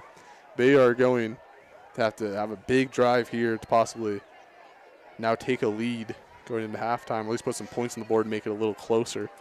But if you're a Highland fan, I mean, all season they've been defensively stout, allowing 7 to Legacy, I believe 7 to Carson, Nevada. I think they gave up a little more against Summit, which I believe is held Summit to what? 19. And then Lake City to 7. So this is the most points they've given up all season. And it's the first half here. If you want to go even crazier, Thunder Ridge has scored 13 in this quarter, which is about as much as a team scored at Highland all year. So Thunder Ridge is, I mean, a lot of it is Highland mistakes on defense, but it really goes back to that personal penalty where the Highland players ejected, and Thunder Ridge gets a score, and it really changed. And then, but it's going to be fumbles, right? 3 fumbles is really kind of the difference in not scoring when they got the ball back on all the 3 and outs. Highland had them down 10-0 on 4th down, got the stop. This one was go right into the end zone. Had the stop, and maybe on a pretty 50-50 pass interference call, grants Thunder Ridge the first down. The next play is when number 33, Markel Bowens, gets thrown out. They get the unsportsmanlike 15 more yards. And the next play, they get the touchdown. And ever since then, all of a sudden, Thunder Ridge is honestly now seem to take an edge in this game. The last possession was really the only second possession we've seen scored truly, not off a penalty or any turnover. Yeah, that was just a dominant drive. Just got the punt, took it down. Probably the longest drive, I don't know. They've all been about in the 40-yard range. Highland back out there. Shotgun set. Belknap looking to pass. He'll find his receiver open. Immediately wrapped up one-on-one. Hunter Rice immediately wraps up Eason, holds him to about 1 yard if less. And there might be a 5-yard gain. My eyes deceived me there. The clock is ticking. See if Highland will get quick to the line here. They still have, I believe, 2 more timeouts. Also get the ball after halftime, so probably not going to go for too much. Belknap, no one covered in the backfield. Now look at a blitz and taken down aggressively there. It'll be incomplete. Dangerous pass almost. I mean, got it out of bounds, but had a defender there. Kind of ran too much backwards. Yeah. He was there was no one there, and then one Thunder Ridge defender just kind of came out. He was kind of set in a zone kind of coverage, and maybe he was the spy on the quarterback and went after him. I believe it was number 0. It's my other number I don't have listed on my roster. Ben Wozniewski. Wozniewski. Yeah. I believe that's right. It'll be 3rd down here. See if they just run the clock out. They won't. They're going to go for a pass. Belknap wants it all. And the defensive line for Thunder Ridge is going to get him out of bounds. Sacked him. I think he threw it. I think he might have gotten it away. He might have called it a pass. The clock is running. It's not going to really matter, I don't think. With the quarterback sack. Preston McDaniel, they're calling for the sack. It is Preston McDaniel, the tight end, who had a big reception earlier, gets a sack there. And we'll go into halftime. Thunder Ridge leads 20-16 here on Highland's homecoming night. You are watching an IdahoSports.com GameStreams production of Gate City Game Night. We'll be back.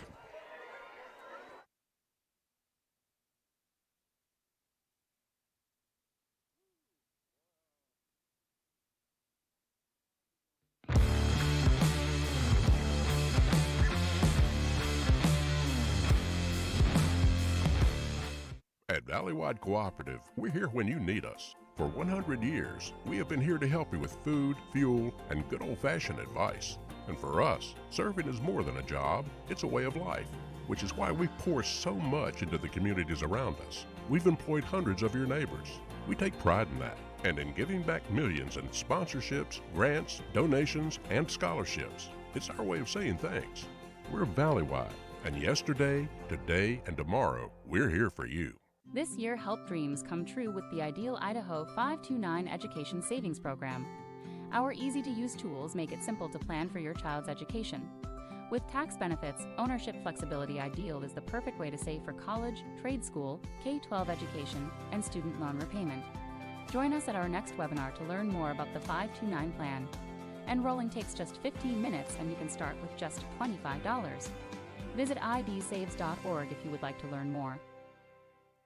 We do things differently in Idaho. Sometimes we go east to find west, where muddy trails meet huckleberry smiles. Stars shine electric, and the wind smells like destiny. Sure, our traffic jams are strange, and not all our steaks are ribeyes. But wherever we go, our eyes never leave the road. Belts strapped and dreams packed, no distractions, no phones, focused. From here to there, it's who we are. Vaping sucks you in quick, and the more you vape, the harder it is to quit. Not to mention all the chemicals and health problems. That's why thousands of teens are joining My Life, My Quit. Visit mylifemyquit.com or text Start My Quit to 36072.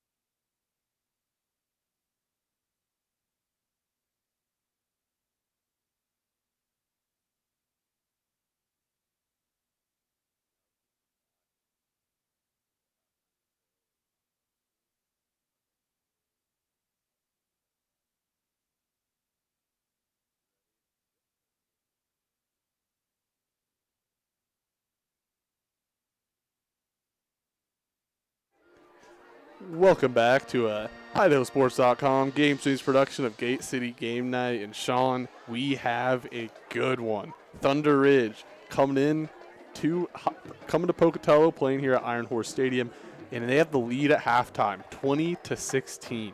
Yeah, did you have that on your bingo card? No.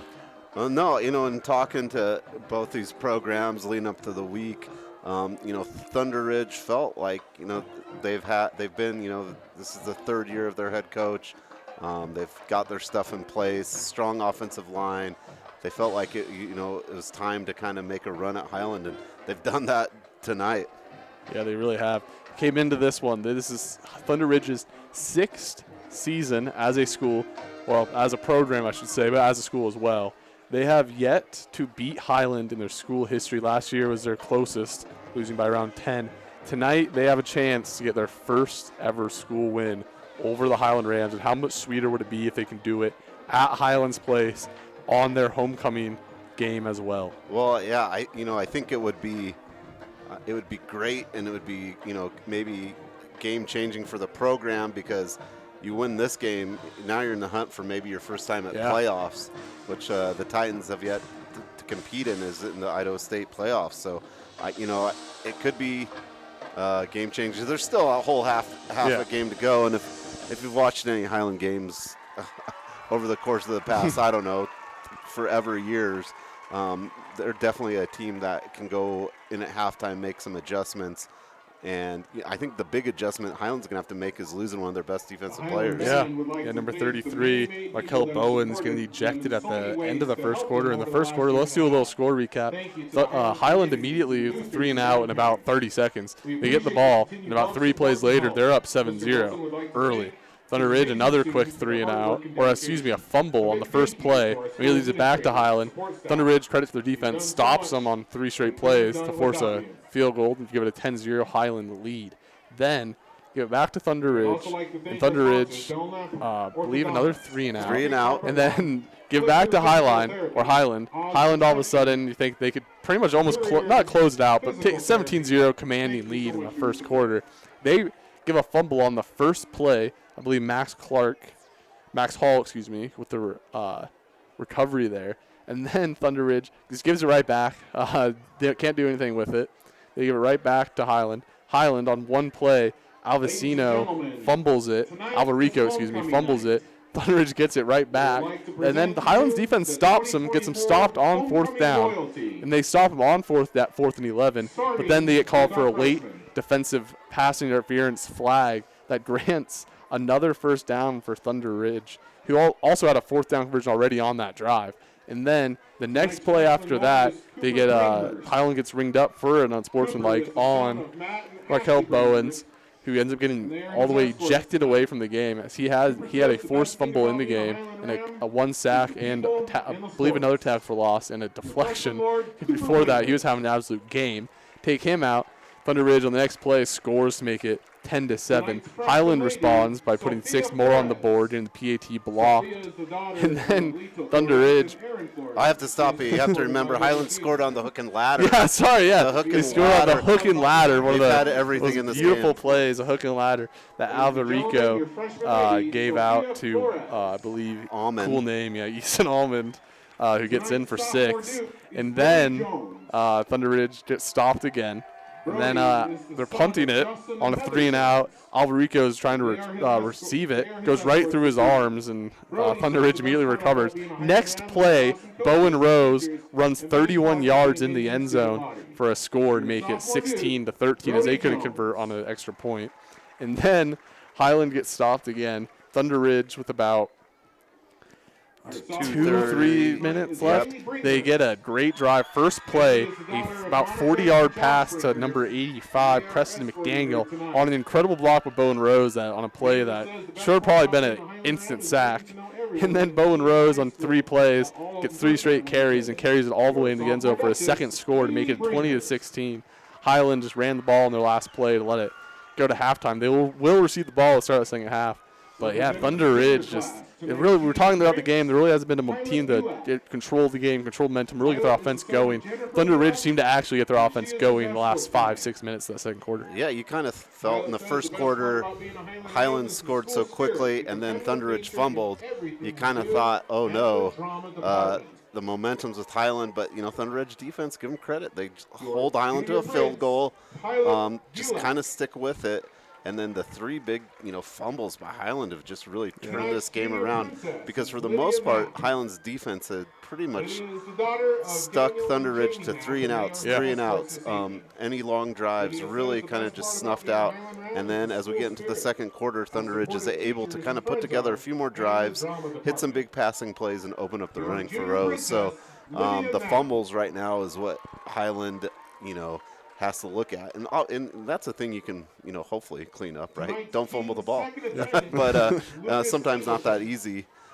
Easier said than done. But yeah, Highland able to is going to get the ball here, and you kind of think this is going to be a big drive for Highland coming out of halftime. But overall, this game's had everything: penalties, turnovers. The only thing on my sheet we didn't have an interception. That is true. We've had passes, we've had runs. Had hook and ladders. We had a hook and ladder. We've had pretty much everything, and it's only one half of football. And, what could just be a huge change in culture and momentum for a Thunder Ridge, still a fairly new program is as far as high school football in Idaho goes. Winning, a conference game here at Iron Horse. But lots of football to play, Logan. Yeah. Now we'll look at some scores on the Friday Night Flash on the IdahoSports.com website. In 6A, we got, looks like Madison is leading Blackfoot at home 14-0. Looks like down in the Treasure Valley, we got a couple scores for you guys. Timberline up 7-0 on Meridian, which is kind of a shocker. CUNA up 21-7 on Mountain View. 2 teams that are really trying to make a statement this season. Bora up 6-0 on Owyhee. Owyhee also a newer program down there. And that's an interesting game in the second quarter because this game was a game pick of the week for IdahoSports.com and the broadcasters. I'm one of those people with a goofy head on Facebook, and everyone picked Owyhee to win this game. You guys cursed it. It'll be interesting to see. And then Rigby up 7-0 on West High School down in Utah. West, I believe, played in the Rocky Mountain Rumble as well.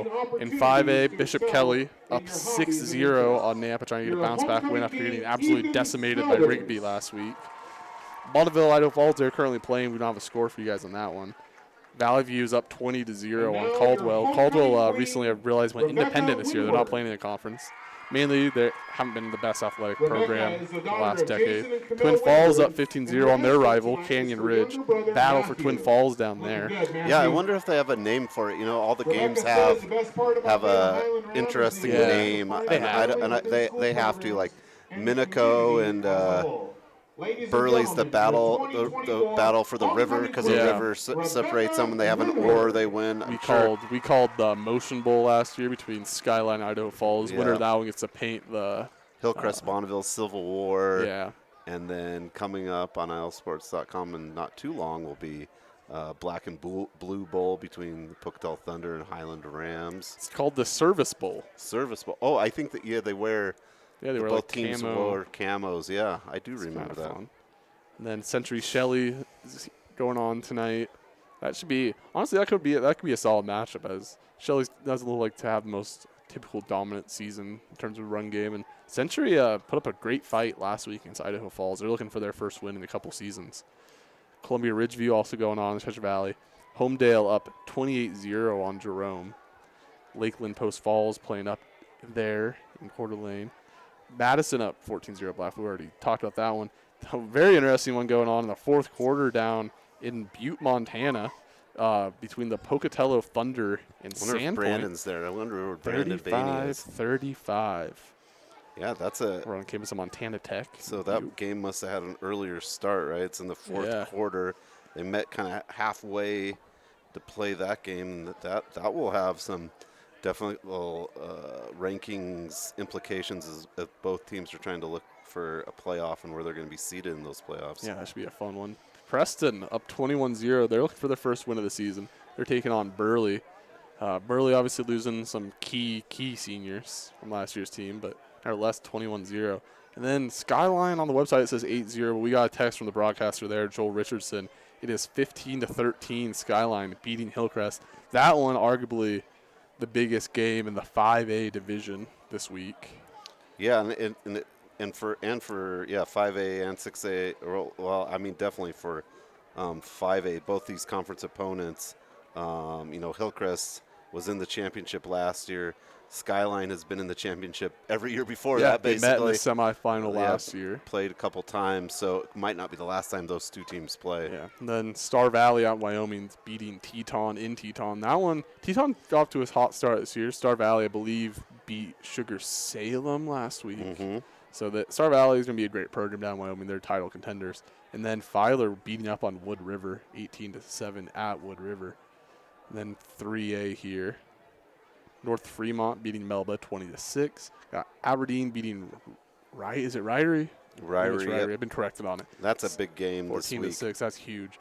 And then Orofino beating Salmon 8-0. We've been told that Orofino just has 15 players dressed for tonight's game. It's the first time Idaho Sports has ever been to Salmon. Oh, that's so cool. Paul Kingsbury's there. That's another one on IdahoSports.com. You go to the GameStreams, click it, watch it. First time in Salmon. It's awesome. Beautiful city up there. I've been there a couple times. Haven't spent much time there.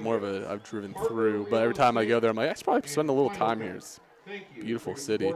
Oakley is beating Valley 16-14. A couple other matchups to watch in the 2A. I would say Clearwater Valley Kendrick, which has started. That one should be good. And I believe Hagerman versus Rockland should be great. Rockland, I don't know if you know this, Sean, their starting quarterback got hurt in the first quarter of the first week of the season. Then their backup quarterback got hurt in the second quarter of the first game of the season. So they're on a freshman quarterback who ran for 3 touchdowns and passed for 2 touchdowns in his first career game last week. So Rockland. Hey, that's another game. That's the one we have to pick. And I'm the only one who picked Rockland. Oh, yeah. The only East Idaho. Everyone went Hagerman. I went East Idaho all the way. And I love Rockland's quarterback because he wears number 29. I always love when that quarterback's wearing an obscure number. As we have about, looks like 3 minutes. See if I have any other scores for you. Jump down to 1A. It's just shown dominated Camas County 60-0. And then, have you ever heard of Coeur de Christ up in Coeur d'Alene? I think this year is their first year. Okay, because I've never heard of it. Love the name. The Coeur de Christ. And then we got, it's like Tri-Valley Rimrock. Got a Richfield Cary matchup. Trying to see if Grace plays. I'm not seeing them. Oh, never mind. Grace is they're playing at home against Glens Ferry. That should have been a great matchup. Are all your picks working out so far for you, Sean? I don't know. We'll have to find out. Who's leading? I'm kind of low on that board. Ooh, 4th out of 5. You're tied for last, actually. But there's only a couple games between. Yeah, only 4 back from Scott Burton. Most of us picked almost similar, except for I picked chalk. Rockland. So if Rockland wins, need Rockland to pull it off. I'm gonna have I would at least get a game back. Logan Green, the only person to pick Glens Ferry over Grace. Brandon Bainey, the only person to pick Grangeville over McCall. And he's also the only one to pick, it looks like, Wendell over Coal Valley Christian. Everyone else went full chalk and everything. Everyone picked Owyhee. Everyone picked Post Falls. So it'll be very interesting to see if Bora can win, because Owyehe's having one of their best seasons, a new school. Yeah, newer program. They've dominated in basketball and baseball. They still get to get that football crown. Rocky Mountain seems, they lost their head coach a couple of years ago, Chris Kulik, who went to Bishop Kelly, and they've continued their dominance. It's not gotten, seemed like almost better. And 6A, in terms of down the road, obviously you're going to have Highland down here, who, we're going to give the benefit of the doubt that they probably should be able to contend for a title as they're the reigning champions. You got Thunder Ridge, who's put up a fight here, but some of the real contenders, I believe, will be Rigby, Coeur d'Alene, who's lost to Lewiston, and maybe the biggest shock upset of the year, will beat Rigby, so we'll give them the benefit of the doubt. And then you got, Highland, and then when you go to the Treasure Valley, Rocky Mountain seems to be the runaway number 1 right now. I think Eagle as a team should be very solid. good. I think Eagles kind of a team that is, I mean, no one's sleeping on them. We know they're good. You got a lot of Rocky Mountain and Hawaii talk, but Eagle very good this year. And then Boise High had maybe the best story over the last couple of years. They went from a team that couldn't win a single game. When I was in high school around 5-6 years ago, they even talked about dropping their football program. They refused to play a school like Rocky Mountain because they put their players, they set too much risk of injury. And now just a couple years later, Boise High made the playoffs last year for the first time in God knows how long. And this season having another great year. So it's really cool to see the Boise Brave have a resurgence here. As any moment now, we should be looking to kick off. Highland will receive the ball. Just to recap for you, Highland has not lost a game in about a year. Thunder Ridge has never beat Highland in program history. It is homecoming week here at Iron Horse Stadium and Highland High School. And Thunder Ridge has the 20-16 lead. They're 24 minutes away from pulling off one of the great upsets of the year, a program-changing win for head coach Michael Berger, who is in his third season, a former Highland assistant. But Nick Sorrell is not going to go down without a fight. Expect some major adjustments here for the Highland Rams in the second half. Yeah, it's almost kind of like a soccer match, right? You don't play tentative just because you're ahead now, or Highland's going to come back to get you. Yep. Kickoff is up. It will be returnable. The return here. A lot of open fields. He's going to try to work to the right side. He'll get met at the 10-yard line. Great job on defense for Thunder Ridge to get nothing on the return. Yeah, the Highland returner could have cut up field, but really ran a long ways for a long time, maybe waiting for some blocks to develop. Yeah, I believe it was Max Allen. Yeah, took it sideways. He didn't go forward. Sometimes you just got to cut up field and just get those positive yards or end up down here. Kind of like those NCAA video games when you try to work around the defenders. But didn't work there. Highland, Belknap, in the shotgun set here to start the second half. Snaps the ball here, hands it off to the running back. Mitchell is going to get some great yards here, about 9 yards. Cedric Mitchell, just a sophomore. I think that's a great start for Highland. They didn't really run the ball in the first half. They didn't really necessarily need to either. They had good field position, but most of the running came from Belknap, so maybe establishing some run here can make a big difference. And we'll get Tibbs in the game. Taylor Tibbs had a couple big targets in the first possession of the game. Really hasn't been targeted since. Getting the ball to Ava Rico a little more. Shotgun set once again.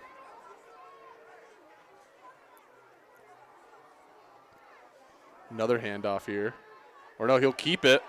Deceived me, and he'll get around 10 yards. Great run there for Belknap. Hit the ball well. They're working the left side of the field pretty well. Runs out of bounds. 2 straight strong runs. Both times patient, right? Not going, letting the blocks unfold, being patient, finding the holes, let the play develop. And that's how the Highland offense has been all night. It's been patient. You know, the offense hasn't made mistakes. Too many. I mean, one fumble was, but most of them are, special teams or just kind of weird scenarios. Belknap, 2 backs in the backfield. Probably a run-pass option play we've seen a couple times here in RPO. Belknap snaps. He's going to look to pass here. He will.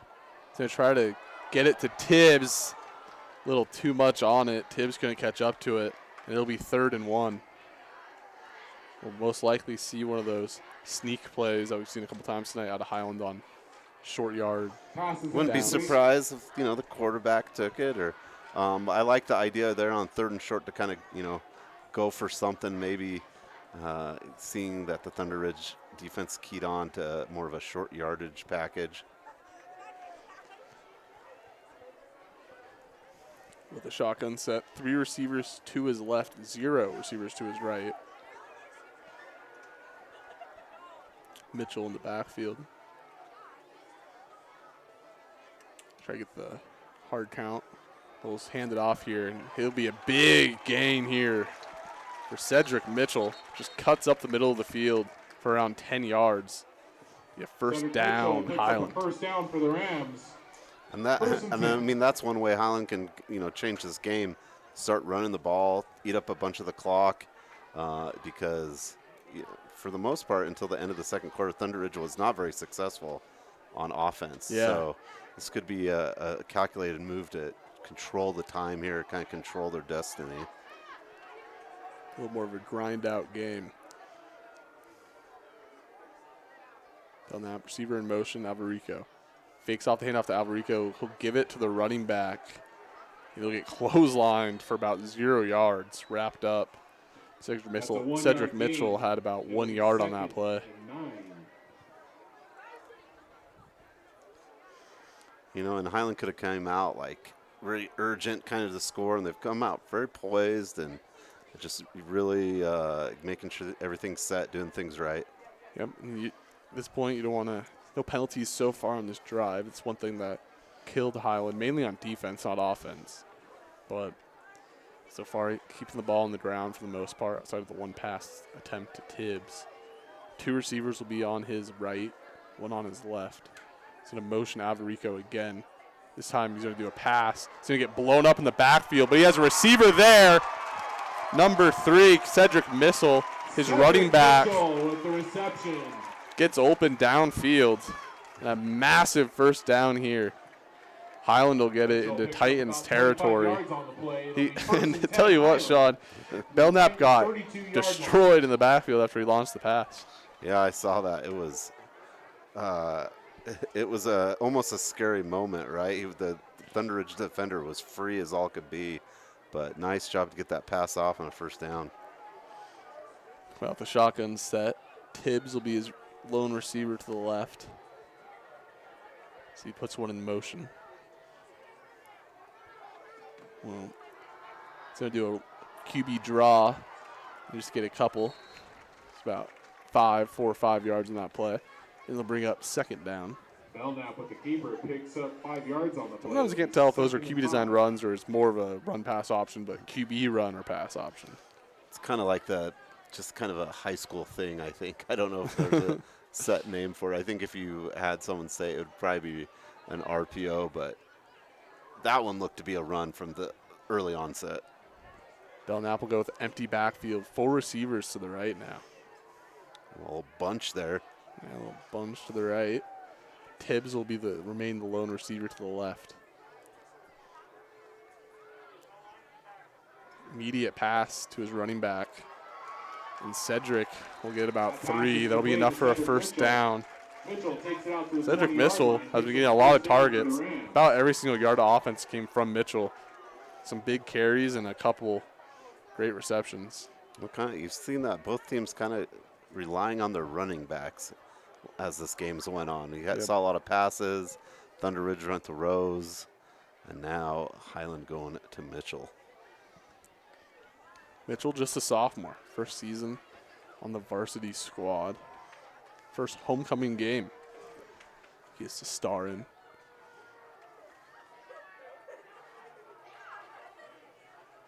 Belknap in the pocket. Taking a little time off the clock here. He'll pitch it to the running back, Mitchell. Mitchell cuts up for about 6-7 yards. It'll be second and short. Cedric Mitchell takes it out to the 11, short of the first down. And what's interesting is there's 7:20 to go. Like Highland's the longest position we've had. Has melted. This is melting time. How this game has won. Everything's been so quick. Yeah, and I've noticed, the first half would be about, a couple seconds between snaps, and now they're definitely taking a lot of time off on purpose. Belknap, even when they get to the line, he'll wait a good 5-6 seconds before he snaps the ball. So he's 2nd and 1 here. About 7 minutes remain here in the third quarter, as we said. Long possession here for the Rams. Belknap will pass here. He's going to try to find Tibbs. Tibbs was open. He didn't see the ball. And it'll be incomplete. He'll bring up 3rd and 1 here at the Thunder Ridge 11-yard line. And offensively, that would be the only knock I'd have is Highland on the kind of the deeper throws have just not been in sync. Yeah, he's haven't really been there. I mean, they've got open like there. Tibbs got open, just not enough acceleration to get to the ball in time. 3rd and 1 now. Go with a full receiver set. Mitchell will be in the backfield.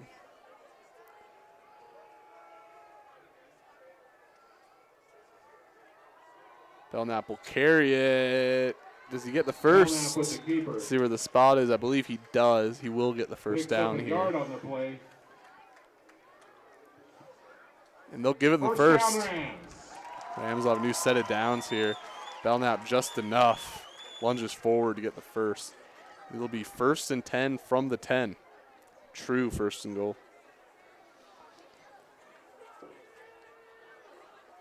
Yep, and the clock just winding down. Yeah, almost halfway done already with the 3rd quarter. 1st quarter almost lasted about 2 hours.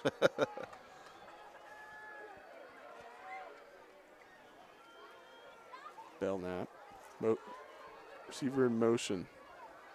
Looking to pass. Has an open receiver, and he finds him for 6. Touchdown, Highland. Finds number 3. Who else would it be but Cedric Mitchell? Keaton Belknap to Cedric Mitchell. Cedric Mitchell with 3 receptions on this drive. Some big runs. He's one that definitely deserved to get the touchdown there. Belknap to Mitchell for 10 yards. Pending the extra point, it is 22-20 Rams. And what a drive. 6 minutes. Get 6 points on the board. Possibly 7 here.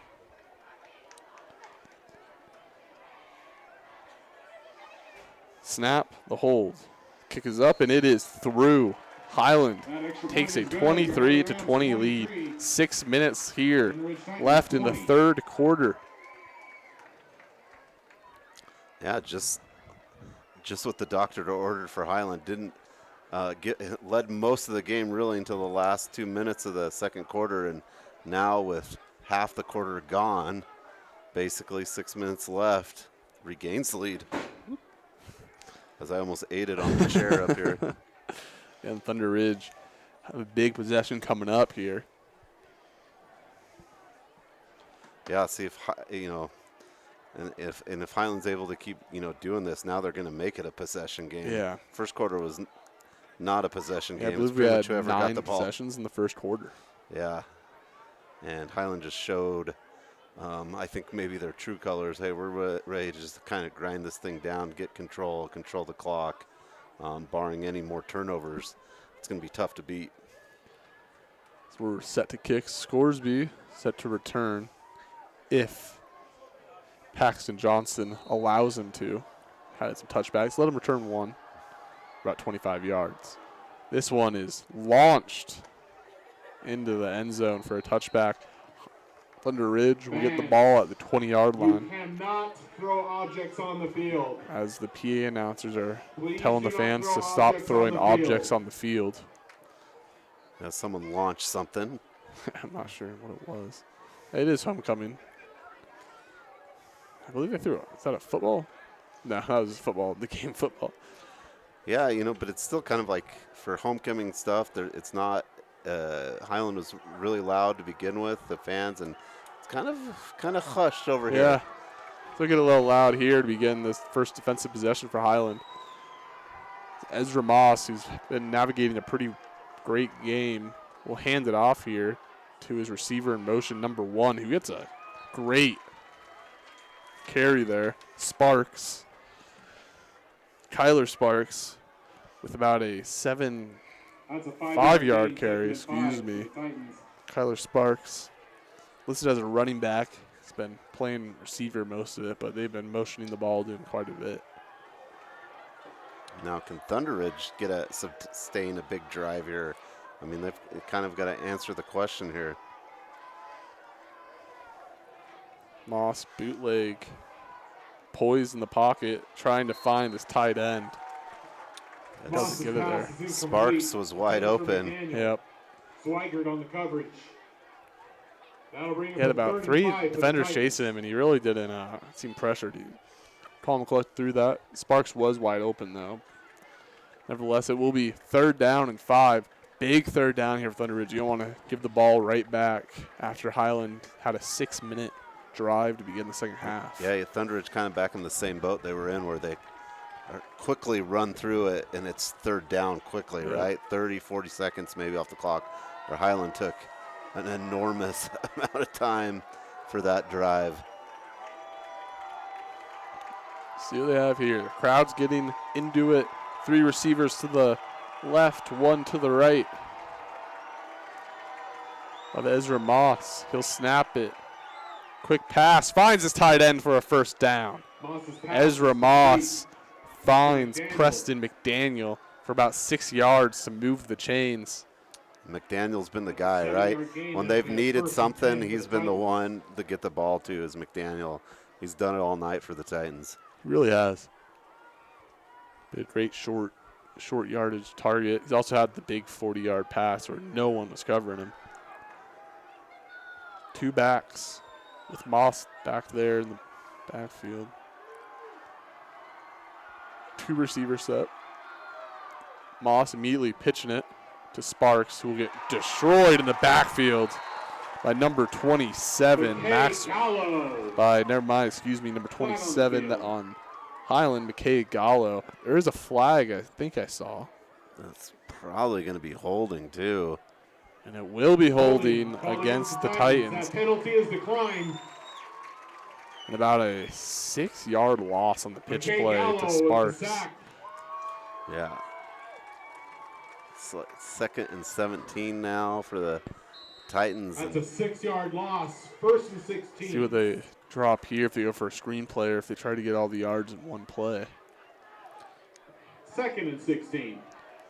So drive it started out well for the Titans. Now a big defensive play by Highland. Moss shotgun set. 3 receivers. Moss trying to find it all in one play. He can't. Trying to find Scoresby on the right side of the field. That'll bring up a 3rd and 16. Now he'll have to try to get all the yards in one play as it'll be 3rd and 17. It's a big 3rd down for the Titans, right? Not to come away from this drive after Highland just marched down the field pretty much not really in any trouble. Yeah. It's a big 3rd down here. See if Thunder Ridge can continue some magic. Trying to get their first program victory in school history against the Highland Rams. Crowd, maybe the loudest they've been all night. Oh, yeah. Moss snaps, looking to pass. He will. Deep down the field, no one there. Sails out of bounds past Moss's outstretched hands, or McDaniel's outstretched hands, excuse me. And now it'll be 4th down. The Titans will most surely punt here. And now if you're Highland, you went into halftime being a little nervous. Instantly they get 7.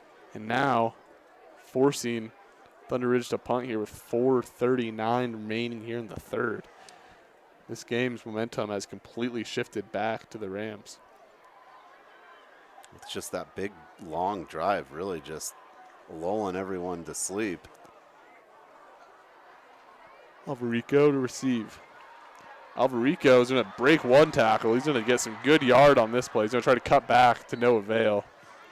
And Highland will have terrific field position here. And he's fast, but he's running a little too much sideways and then not enough forward. Breaks that tackle. If he can find a way to turn up field, man, he's speedster. Yeah. Definitely trying to finesse his way. He doesn't really have his, listed at, I believe, just 5'7", 138. Not the biggest guy, so can't really break many tackles on hard contact. Broke one there on a little bit of a missed tackle at his ankles. This will be 1st down here for Highland. Continue the ball on the ground. They won't. Well, they will, but with Belknap, the keeper, he has a couple. Ripped it right out of his running back's hands, take it himself for about 3 yards, so it'll be 2nd and 7. To tell you, Highland does a good job at faking it. They really do. They've gotten me a few times. It's very hard to tell. Also, you kind of get that feeling in your stomach, like, oh, don't drop it. Like we don't need another fumble at this point. But it kind of feels like it makes me worried. Yeah, 3 fumbles already today. 2 receiving fumbles, though, and 1 punt return fumble. So they haven't fumbled on a run play yet. Belknap snaps. He'll pass this time. Quick pass finds this receiver who gets taken down, and they call it incomplete. They will. Ooh, nearly a fumble. If Easton Almond held on to that for a half second longer, it'd probably be Thunder Ridge ball now. East Almond got blown up on that play by number 0, Ben Wazaneski, the senior defensive back. We saw that a couple times last week, Logan, where it just almost is a fumble. It's a fine line. Yep. For Highland, you're rooting for your player to have an incomplete pass there, which is always I find kind of funny.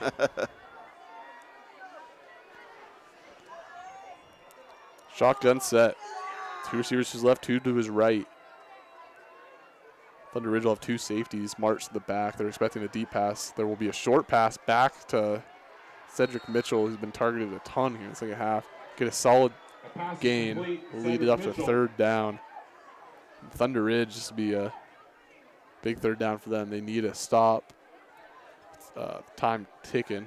The time the clock ticks. Oh, it's 4th and 5. Sorry. 4th down, yep. Out there, I was completely off on that. So that's a big stop. That's a massive stop. But it looks like Highland's going to go for it. Highland, yeah, they have their QB on the field. They're looking for a kill shot here. This is a risky play call. They're trying to get him a jump off sides. They will. Unbelievable. Highland's going to get a new set of downs. Oh, no. Highland, I think, was just going to call a timeout. Yeah, they did that in the first half on a 4th and 5, and they couldn't get him to jump, so they call a timeout. And that is just a killer for Thunder Ridge. Brutal. I'm pretty sure Highland's calling a timeout and punting it. Yeah. Number 32, Christian Hansen. Official timeout. The one who jumped off sides. We'll have an official timeout. Not sure why you have an official's timeout here. Second one now, right? Yeah. It's very rare you see an official's timeout. Oh, they're going to measure. Okay, let's see if it'll be enough. In college when you see an official's timeout, it's always because it's going to be an instant replay. Obviously no instant replay here in the high school level. Well, maybe there is, at least not in the Idaho high school level. You can zoom in there, and it's going to be... It's going to be a 1st down for Rams. About a quarter of the football over. It is big mistake there for Thunder Ridge. You're trying to pull an upset bid off. You have to be the more disciplined team. They have been by far the most disciplined team tonight. Highland so far, I think Hassell's been a brand new team though. They have really commanded the entire game with the ball. They've yet to have a penalty called on them. And Thunder Ridge, who had, I believe, only 2 penalties called on them all the first half, already have 2 tonight. 2 costly ones, 1 on offense and 1 on defense. We'll have a run here by the QB. They'll get a couple, run out of bounds. Belknap, the ball carrier. Belknap. It's been proven. He hasn't had a massive run today. He's had, I think, a 12-yard run was his longest. But he's showing that he can run with his legs, move with his legs, keeping the defense off balance. Him and Mitchell have really been carrying Highland offensively through the second half, along with the incredible work from the offensive line. Yeah, offensive line for Highland doing a great job. Belknap's gotten hit, but it's late. It's like 7-8 seconds after he's had ample time to get the job done. Belknap and shotgun, bunch to the right. He's going to look to pass. Wants Tibbs, he can't get him getting pressured. He's going to throw it in a tight spot. Oh, pretty perfect spot there, but better defensive work there by Ben Wazaneski. And Belknap, the only, some of his passes have been a little low tonight. Yeah. But also, that's better than high. Yeah. Right? 0 picks for either team tonight. He's not really letting. Actually, on a couple of those deep balls, the ball's kind of floated up in the air a little too long. But he typically finds it more on the sideline, where even if it was picked off, it'd be tough to get 1 foot in bounds. Belknap in the shotgun, receiver to his or running back to his left, 3 receivers to his left, 1 to his right. He's going to pass once again. This time he will find his receiver, who will get a 1st down. Big 3rd down conversion by the Rams. Easton Almond with the reception. Credit the offensive line. Just again, the Highland offensive line just doing a great job to give Belknap time to throw the ball. Yeah, they're really not. The first half we saw a lot more deep ball one-on-ones Belknap was throwing. We're seeing a lot more check downs, 3-4 yards, get out on the flats, let your receivers work, which I think's been a great game plan here. Belknap will go with an empty set this time. We'll put Mitchell as a receiver. He's been targeted heavily here in the second half. And it'll be a defender immediately on him. He's going to break 2 tackles. Ball's out! It's Thunder Ridge ball. For the 4th time tonight, Thunder Ridge will force a fumble, and every time the momentum seems to finally get squarely on Highland's side, Thunder Ridge finds a way to get themselves back into it. Trevor Vincent, the second guy to get into the backfield, strips the ball and gets the fumble recovery. And Thunder Ridge is right back in this one. Holy criminy. Now that's 2 fumbles on Belknap, right? Yep. He had one running the ball and now one there. I mean, that one's a defensive cause one, but wow. Had 2. We'd say they haven't really, Thunder Ridge hasn't got much pressure on the QB. They were with a major blitz there, got 2 people in the backfield free. And now a big run by Rose for about 8 yards. Every time it seems the momentum they give to Rose, and Rose seems to be fueled by the momentum. Well, you know, the start of the second half, Highland comes out, just marches down the field, a 6-minute drive, scores, holds Thunder Ridge to 3 and out, and then our same story, fumble. It's like we're almost watching the first half once again. Only a minute 20 to go in this quarter. Fakes a handoff, gives it to Rose again, and Rose has open field. Rose dancing around defenders. He has to have 7 Rams take him down, maybe all 11. Rose is fired up here. First down, Titans, 14-yard run. Took about every single defender on Highland to finally wrap up Rose and get him to the ground. Big running back at 6'2". Bowen Rose, 6'2", 200 pounds. Will fake the handoff, give it to Rose again. And Rose once again just taking defenders with him for another Titans first down. Rose is saying, hey, when we had the ball the first time in this third quarter, I didn't really get it. Guys? Well, see what they keep going with. Highland wanted something. It looks like maybe they wanted a late fumble or something, to no avail. It'll be first down, Titans. Keep running that play where they keep putting Kyler Sparks in motion, and then fake the handoff, or they'll give it to him sometimes, and it works really well. But they continue to pretty much spam that play. Highland hasn't really learned to stop it. Runner in motion once again, Sparks. They'll hand it off again to Rose, and Rose once again will get into the 8-yard line, maybe the 5. And Bowen Rose is putting the game into his own hands with his own feet, running down the field. And now we have a 1st and 10. Burrell with the stop. 1st and goal from the 5. Yeah, and we'll have a timeout. Highland. Or no, it's Timeout, Highland. with .4, not even a second. Yeah, you don't really see that in football. Point something. .4 left on the clock in the third quarter, and Highland's going to call a timeout. And it's almost like a timeout when someone goes on a run in basketball. Like yeah. Rose right now is on a run, and there's timeout. We're slowing this momentum down. But interesting they called it there. If they don't call it, it would have been a timeout regardless. If they let it go .4 more off the clock, we'd be sitting here and getting to the 4th. Or maybe it's smart because they're seeing something they don't like, and they knew you would guess Thunder Ridge is getting quickly back to the line and giving the ball Rose. Yeah, Rose. I mean, I would expect no other play call here, but just give it to Bowen Rose. I'm pretty sure the entire talk Highland's having right now is to stop Bowen Rose, as it has been a one-man wrecking crew here for Thunder Ridge. Highland had all momentum. They were marching on the field to, put them a 2-score lead before the 4th quarter, and now Thunder Ridge has a chance to take the lead before the 4th quarter.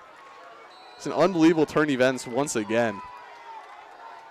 Rose in the backfield with Moss.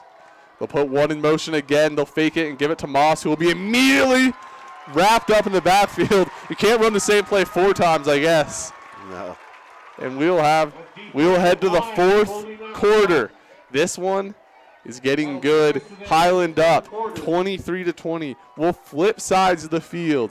But, oh, man, this is getting good as we will head to a media timeout. You are watching the IdahoSports.com GameStreams production of Gate City Game Night. An Idaho-based credit union is leading the way in community initiatives and charitable partnerships. Recognizing a need for change, Lookout Credit Union underwent a major transformation to put its employees and their community first. Through 2 strong initiatives, Lookout Credit Union is ensuring a brighter future for its community. To find out more, visit www.lookoutcu.com.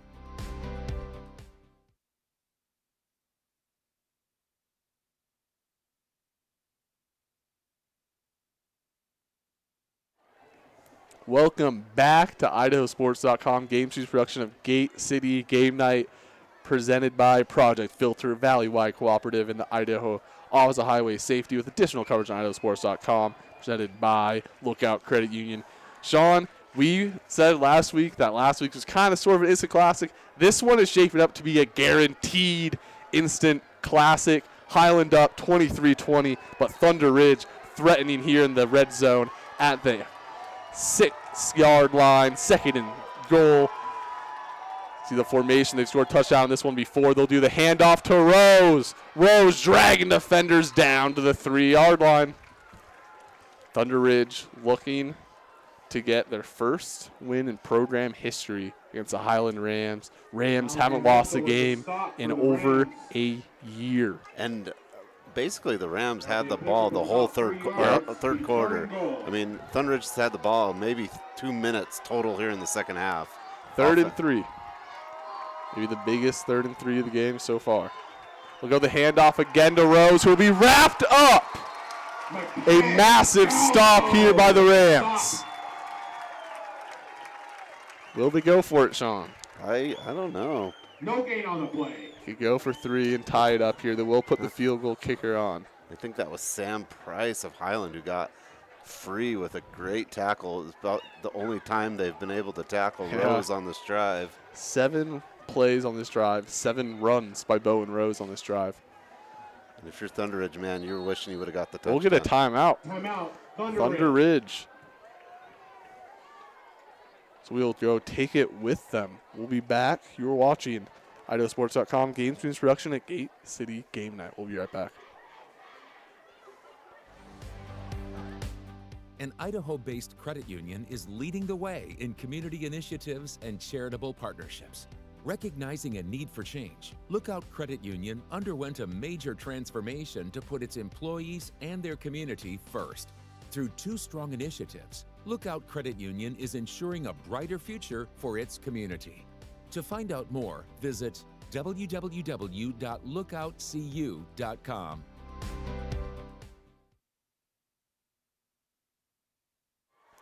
Welcome back to an IdahoSports.com GameStreams production of Gate City Game Night. A massive, massive, massive 4th down call here. It looks like the offense, the offense will be out there. It is 4th and 3. They have to convert here. I'd say watch a hard count, but they already used a timeout. So they'll have to commit now. Let's make some noise. It's getting loud here at Iron Horse Stadium. Shotgun set. 3 bunch to the left. Moss, bootleg, trying to find someone. He will, is it in?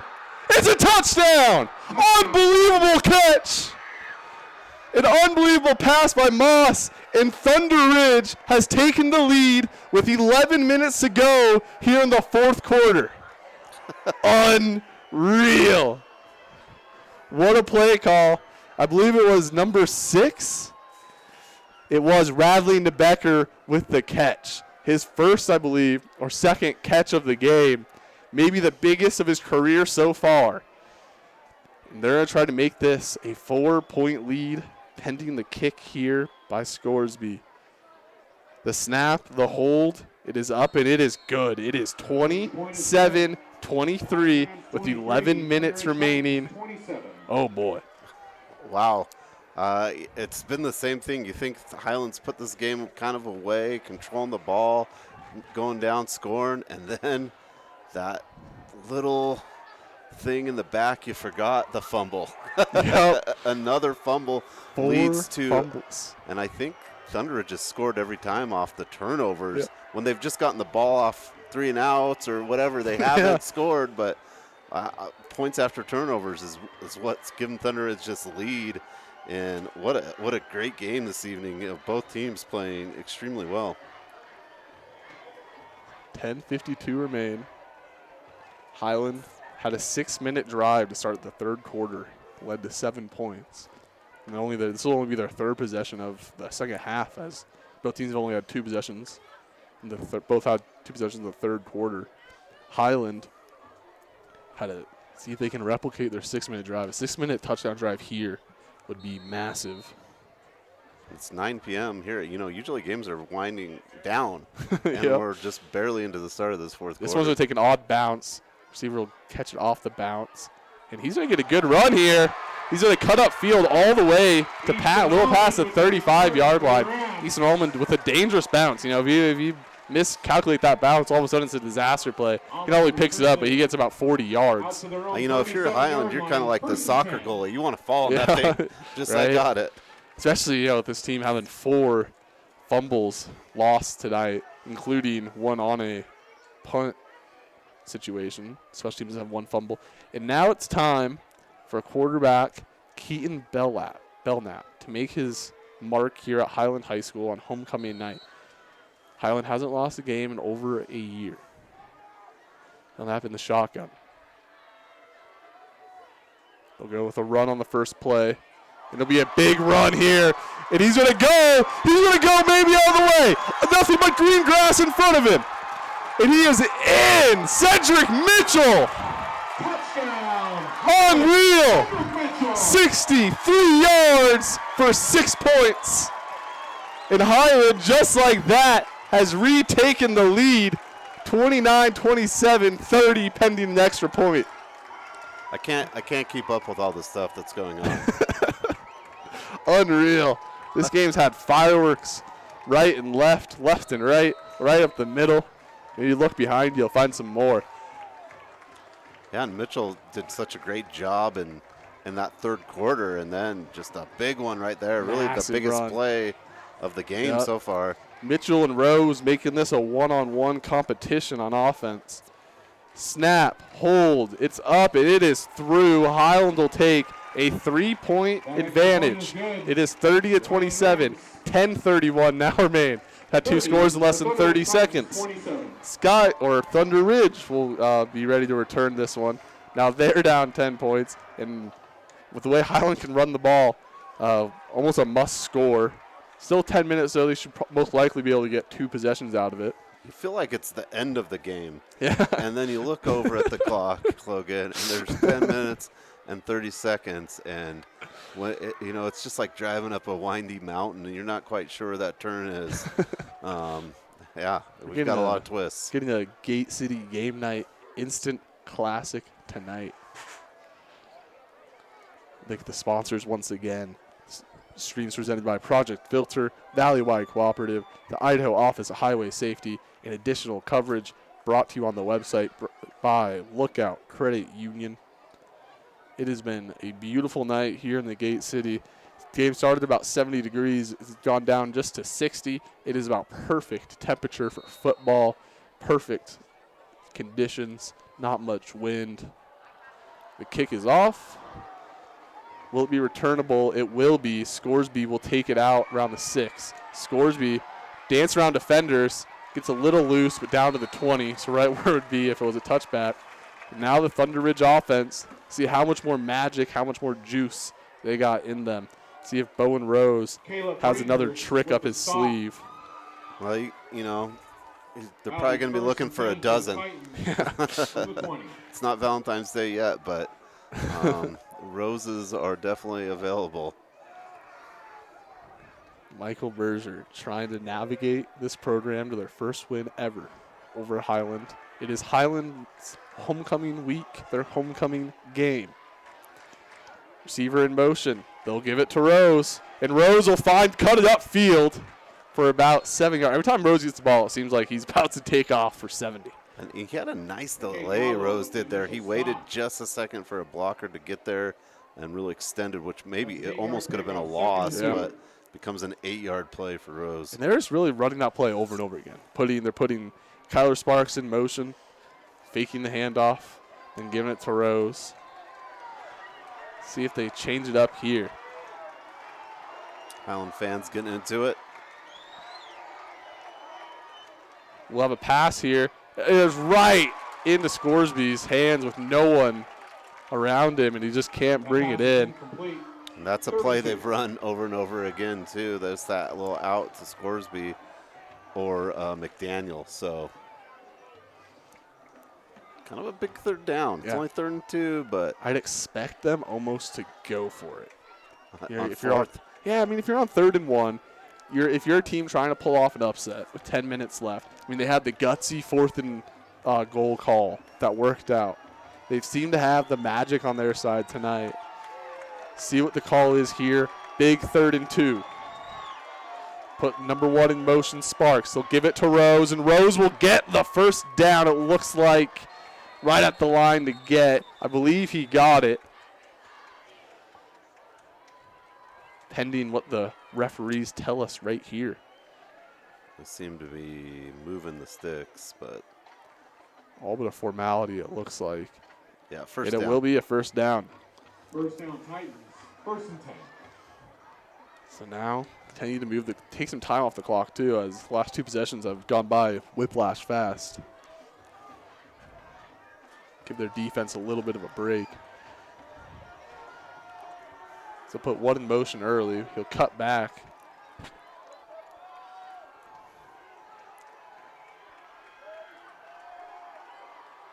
Now they're going to put 1 in motion again. Fake the handoff overall, and they'll give it to, I believe, Scoresby. Scoresby had a little room to work. Scoresby's going to get the first. He was about 1 tackle away from putting 6 more on the board. It'll be another first down for the Titans. And that was the case that Highland's watching the run, right? They're really trying to key on the run, and that creates a little space for that pass for another first down. But now Thunder Ridge doing a little clock controlling.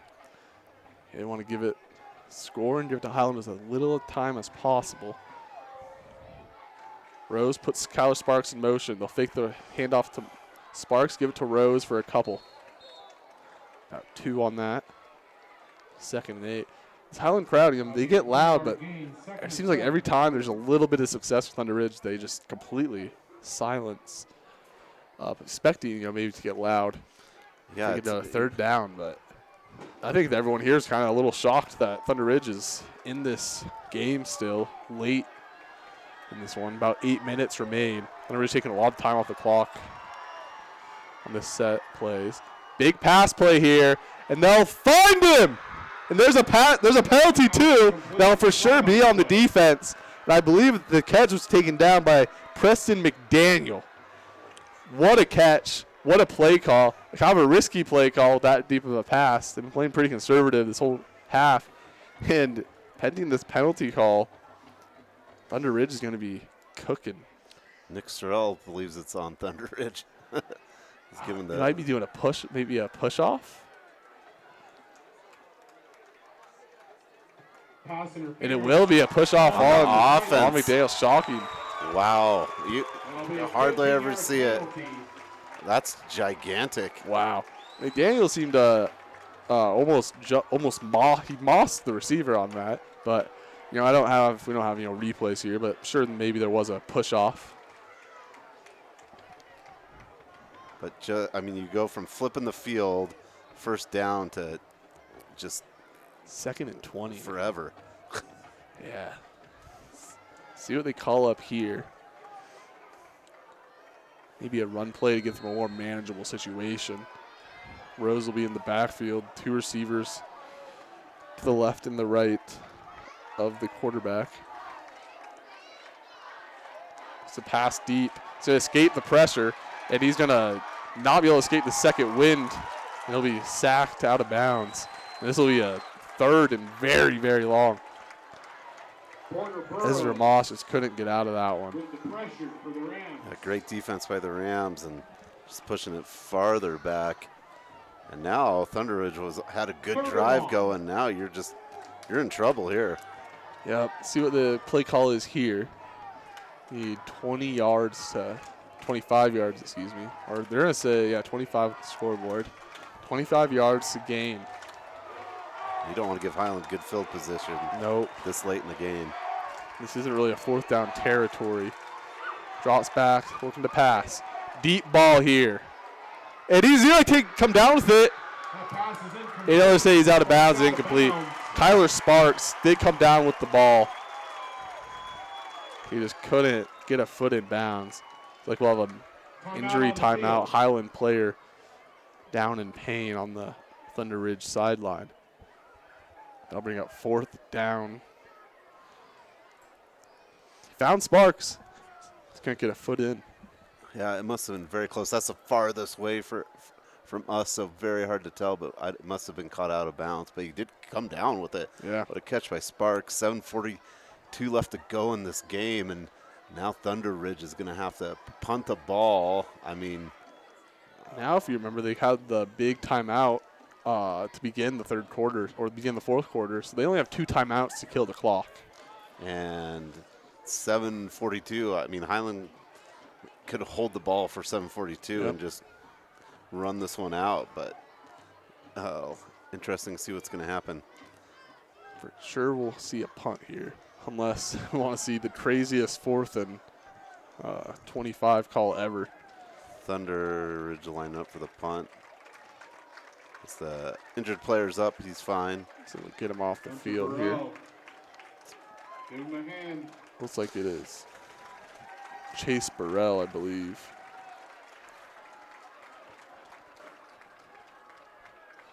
Now will be a big punt situation here.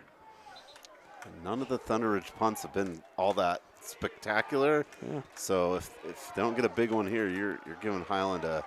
Because I feel like one more score and it's going to be very hard to come back at this point. Alvarico has wheels. He has muffed one of these tonight. Call for a fair catch. He'll make the catch around the 41-yard line. It's a great field position here for Highland. First and 10, Highland. Alvarico had to just make sure he came down with that one. Now can Highland run the ball for 7 minutes? And honestly, they just need to score one more, and this game is pretty much out of reach. Yeah, run down the clock and get one, a touchdown, puts it away. Yep. Thunder Ridge doesn't really have, like we said, they only have 2 timeouts. So even a field goal, I mean, really puts it away. I mean, because you're going to have to go the length of the field. What we've seen tonight, we'll probably see 35 more points scored. So this one's far from over. Belknap's going to try to put this one away. He'll have a QB run. Belknap will have a flag in the back. Flag on the play. Possibly holding, be my guess. If not, it's about a 9-yard run. It will be holding against Highland. That'll be 10 yards, so it'll be 1st and 20 now. So good break here for Thunder Ridge. Once again, every time it seems like Highland has something going for them. They'll shoot themselves in the foot with either a big penalty, turnover. Really, that's what's kept Thunder Ridge in this one. Is the turnovers, right? Yeah. At the end of the day, you're going to go back and look at this, and it's going to be the turnovers.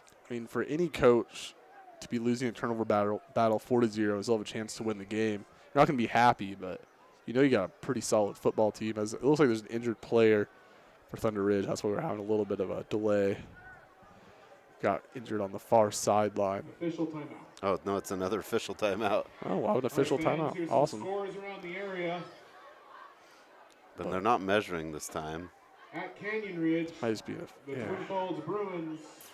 This is a final, 28, Canyon Ridge sounds like 13. Twin Falls have won the Service Bowl, according to the announcer up here. 28-27 in the fourth quarter.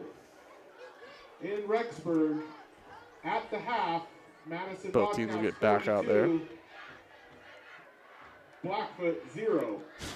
As they just announced the Madison Blackfoot score. Madison apparently up 42-0. Some of these games might be over. Pocatello, they announced Pocatello winning 49-48. Did not get a good reaction out of this Highland crowds. We'll get a carry here by Mitchell. Mitchell's going to have a lot of more room to run. So he'll get about 13 there to set up the 2nd and 7. Mitchell with the carry. Well, for me, Mitchell's been the guy for Highland. Yeah. He wasn't, big time in the first, really half. But this second half, Mitchell has taken the brunt of the carries and the scores. and been very smart. Yeah, he's done it both ways, running the ball and receiving the ball with a receiving touchdown. Belknap in the shotgun set. 3 receivers to his left, 1 to his right. Tibbs is on his right. He's been a big target of his. See if they continue the run here on 2nd down. He'll do a pass here to Tibbs. It'll be incomplete. Dangerous play call. That's exactly what I was going to say. That was dangerous. That was there was white gloves by it, right? Thunder Ridge in the white with the gray hat and the blue, their trademark blue numbers. Yeah, I mean, we haven't talked about that. Pretty beautiful uniform matchup. Highland in the all black, red trim, red helmets. The Los Angeles Rams. Actually, no, it's more the Colorado State Rams helmet look. Thunder Ridge. I can't tell what's on there. If they have a decal on the gray helmet. I think it's a TR. TR on the helmet. Big 3rd down here. 3rd and 6. 6:37 remaining here in the ball game. We'll do a handoff to Mitchell, but it'll be a keeper. Great keeper there as Belknap ripped the ball away from Mitchell's hands after he gets all the receivers to go his way, and he gets a massive 1st down for the Rams. Yeah, that's a huge 1st down. Push the ball past midfield into Titan territory. And the time is just going to keep clicking. Fresh set of downs here for the Rams. Like we just heard, if I heard right, Pocatello beat Sandpoint 49-48. That game must have been a fun one. Offensive shootout. Yeah, I believe up in Sandpoint as well. That was in Montana. Oh, yeah. It was halfway, in Montana. yeah. Butte, Montana. neutral site. Montana Tech, the Ore Diggers. I love their mascot. Their coach is also incredible. 1st down and 10 for Highland. They just take as much time as they can here. Be a QB run. He'll pitch it over to Mitchell. Mitchell will keep fighting. Gets around 5 yards there. I believe he went out of bounds. Tried to stay in bounds, though. And, yeah, if you're Highland and you've fumbled 4 times and you can find a way to sneak out a win here, it's just, how many lives do you have? All Highland's games have been so close this year. But it's what they do. They find ways to win. That's how you win state championships. Haven't lost in about a year. Thunder Ridge kind of come and upset them on homecoming night. Never beat Highland in their school history. This is their 6th try. Handoff to Mitchell. Mitchell's going to cut up field for a 1st down. Mitchell's been impressive. Seem to find that open grass, 5-6 yards per carry. Yeah, Cedric Mitchell was a question mark for me coming into this game. I hadn't seen him play live, replacing some great running backs from last year. But he's been every bit as good as his predecessors. Really has. Belknap and Mitchell in the backfield. 1 receiver to the left, 2 to the right.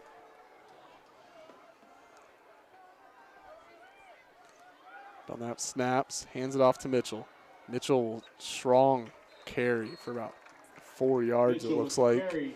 It'll drop the clock past under the 4-minute mark. That's a 3-yard gain. And then one thing, both offensive lines have done a good job. The offensive lines don't get a ton of shout-out, but Thunder Ridge's offensive line has done a phenomenal job for their runners, and Highland's too. Highland's offensive line has been phenomenal. Yeah, they've made some great gaps this entire 2nd half, really, for Cedric Mitchell, who's put this game in his own hands. Well, he's one guy who hasn't been able to fumble the ball. Yeah, it helps.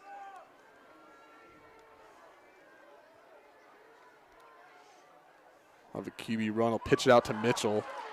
And Mitchell's going to get a 1st down and more. Get past the 20-yard line.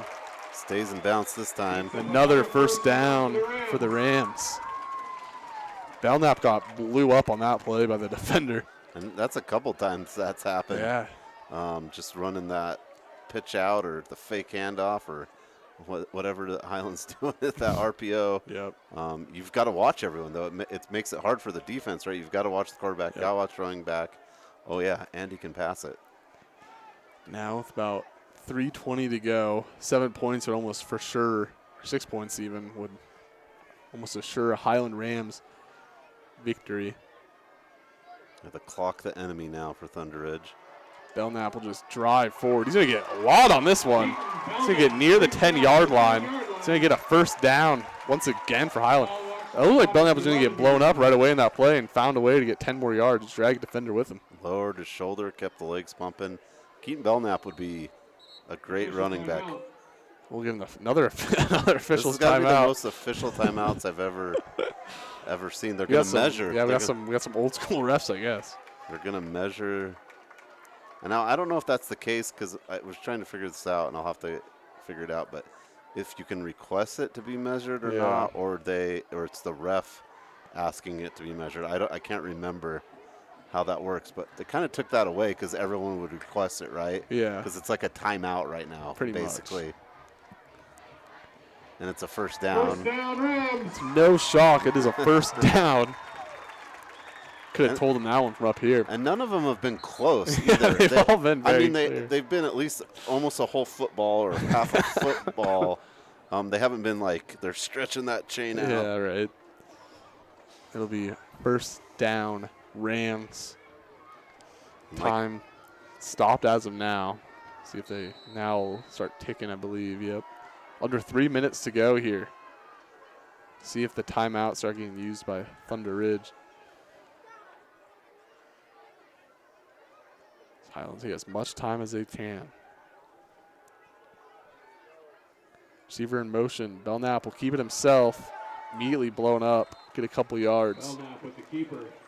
This will drop it down to around 2 minutes. Looks like we'll get a timeout. Second timeout of the half here by Thunder Ridge. 2:27 to go here. I'd like to thank our sponsors again here. Presenting sponsors of Gate City Game Night, Project Filter, Valley-Wide Cooperative, and the Idaho Office of Highway Safety. And additional coverage, IdahoSports.com, is presented by Lookout Credit Union.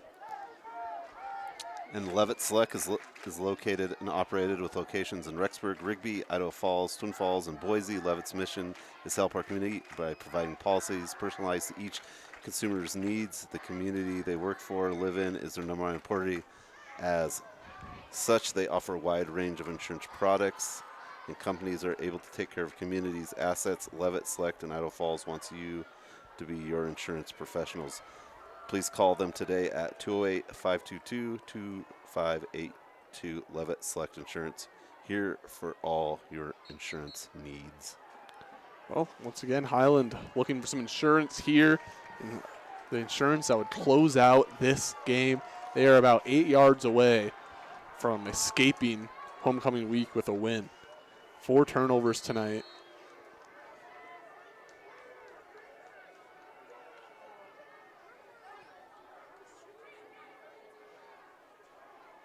On that snaps. He's going to keep it himself. He's going to keep it himself all the way into the end zone. Touchdown, Rams. Keaton Belknap carries it for 8 yards. Punches it in for 6.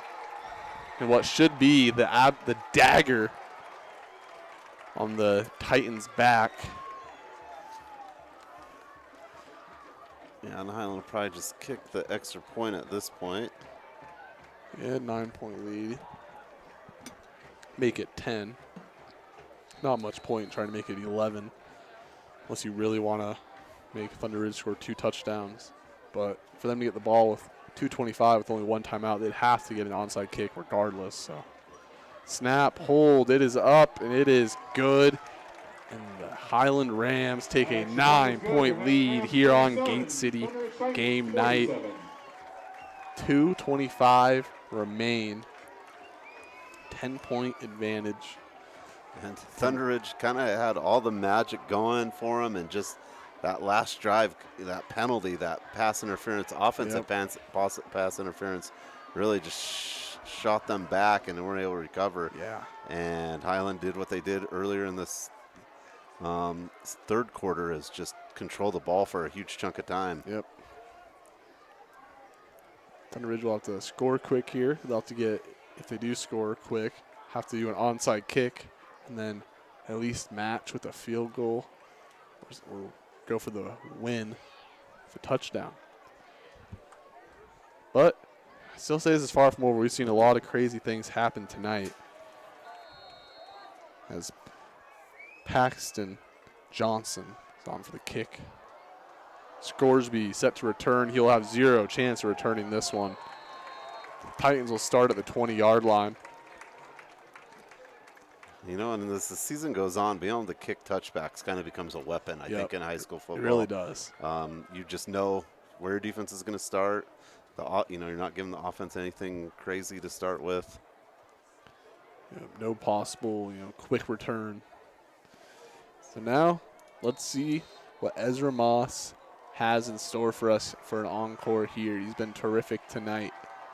Moss snaps, looking to pass. He won't actually find Kyler Sparks.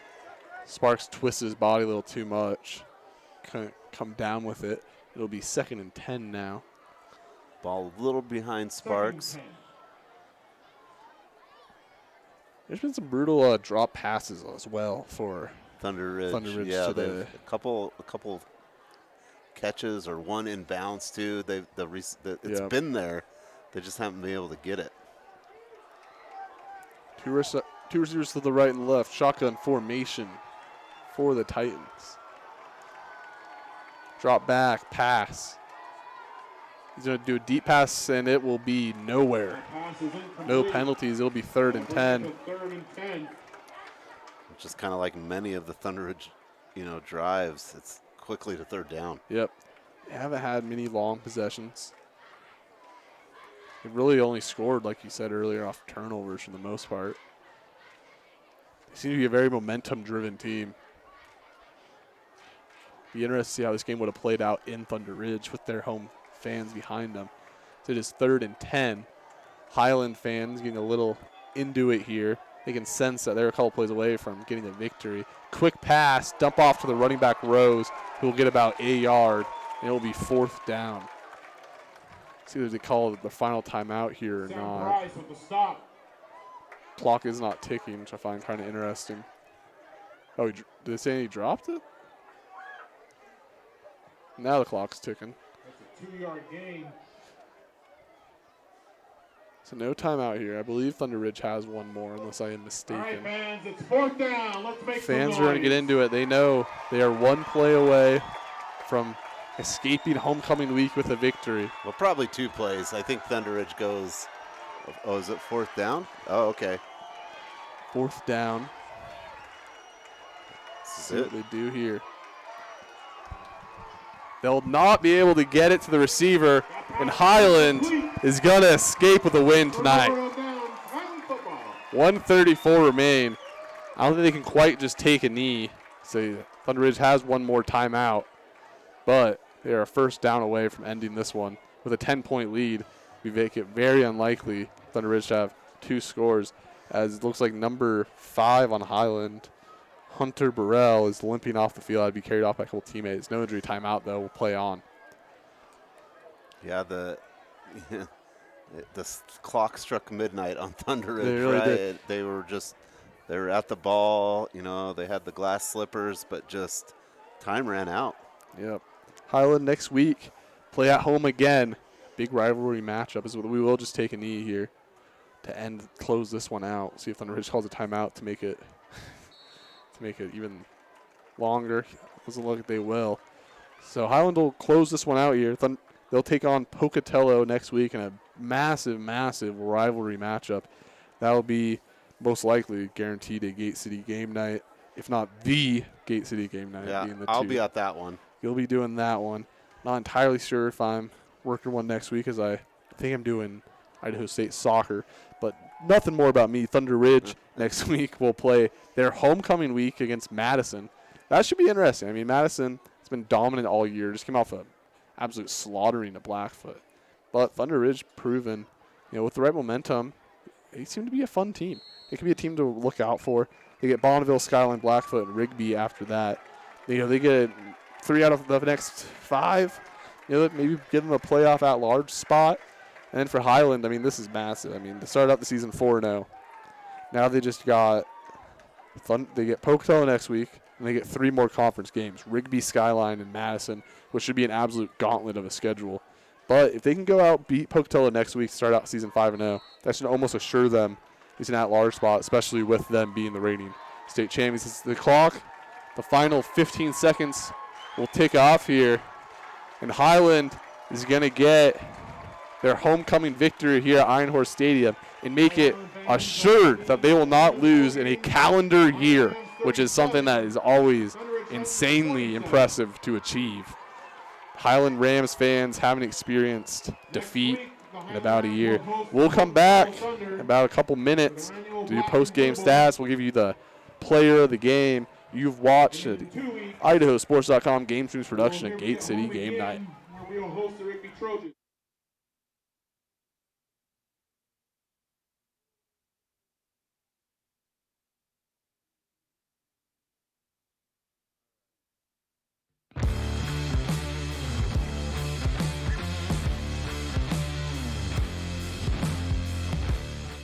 At Valleywide Cooperative, we're here when you need us. For 100 years, we have been here to help you with food, fuel, and good old-fashioned advice. And for us, serving is more than a job, it's a way of life, which is why we pour so much into the communities around us. We've employed hundreds of your neighbors. We take pride in that, and in giving back millions in sponsorships, grants, donations, and scholarships. It's our way of saying thanks. We're Valleywide, and yesterday, today, and tomorrow, we're here for you. This year, help dreams come true with the Ideal Idaho 529 Education Savings Program. Our easy-to-use tools make it simple to plan for your child's education. With tax benefits, ownership flexibility, Ideal is the perfect way to save for college, trade school, K-12 education, and student loan repayment. Join us at our next webinar to learn more about the 529 plan. Enrolling takes just 15 minutes and you can start with just $25. Visit idsaves.org if you would like to learn more. We do things differently in Idaho. Sometimes we go east to find west, where muddy trails meet huckleberry smiles. Stars shine electric, and the wind smells like destiny. Sure, our traffic jams are strange, and not all our steaks are ribeyes. But wherever we go, our eyes never leave the road. Belts strapped and dreams packed, no distractions, no phones, focused. From here to there, it's who we are. Vaping sucks you in quick, and the more you vape, the harder it is to quit. Not to mention all the chemicals and health problems. That's why thousands of teens are joining My Life, My Quit.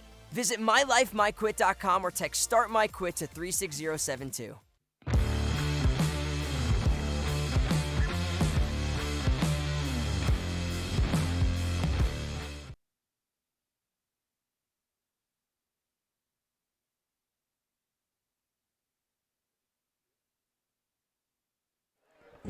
Welcome back to an Idaho Sports GameStreams production of Gate City Game Night. Well, we had a great one tonight. 37-27, Highland prevails on their homecoming game against the Thunder Ridge Titans in a hard-fought game. We'll recap the second half real quick for you. Highland down 20-16, coming in at halftime, and they had a long 6-minute drive that resulted in a touchdown pass to Cedric Mitchell to give him a 23-20 lead. They ended up forcing Thunder Ridge on a quick 3-and-out. They get the ball back, and the story of the first half, the fumbles, happened again for Highland. Quarterback Keaton Belknap fumbles the ball. Thunder Ridge gets it, and what a dominant drive ran through Bowen Rose. I believe 6 consecutive carries, and they go for it on 4th and short, and they find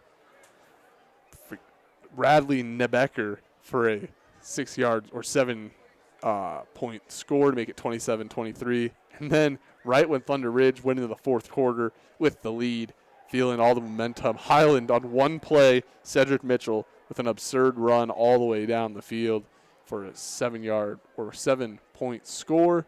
And then after that, Thunder Ridge shot themselves in the foot with a brutal offensive pass interference call that would have put them in great field position. End up having to punt the ball away, and then Highland with a 7-minute drive to put 7 more on the board to put the game away. Thunder Ridge couldn't do anything after that. Get the ball right back to Highland. Highland takes a knee, prevails 37-27. Now for today's Player of the Game, brought to you by Idaho Office of Highway Safety, reminding you to always keep your head in the game. Whether you're on the field or on the road, be in the moment and free from distractions. Sean, who do we got tonight as our Player of the Game? Well, there's a lot of great performances, but we're going to go with Highland's Cedric Mitchell, the running back, took the team on his shoulders in the second quarter, having 2 scores, a TD run, a TD pass. But really, I think the most important thing that really won't show up is his ability to run the ball, controlled the clock. Highland, pretty much had the ball all the second half. Thunder Ridge had very limited time with the possession, and so Cedric Mitchell will be our IdahoSports.com Player of the Game. Like we said already, next week Highland will take on the Pocatello Thunder at Raviston Stadium. Sean will be on the call for that one. I will not be calling a game next week. Lookout field, excuse me. And then the Thunder Ridge will have their homecoming next week against the Madison Bobcats, I believe. Yeah, another big conference game. That'll be a big game for Thunder Ridge. Came up short tonight. See if they can pull off some magic on homecoming week.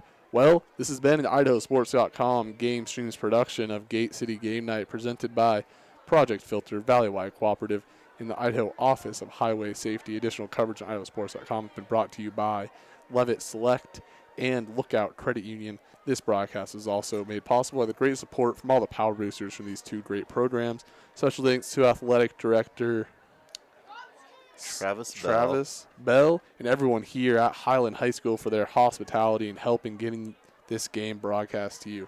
Congratulations again to our Idaho Sports Player of the Game, Cedric Mitchell. What a performance, presented by the Idaho Office of Highway Safety. Thank you for joining us again here at Iron Horse Stadium, where the Highland Rams defeated the Thunder Ridge Titans 37-27. For my broadcast partner, Sean Kane, and everyone else behind the scenes here at IdahoSports.com, I'm Logan Kelso, saying so long. Till next time.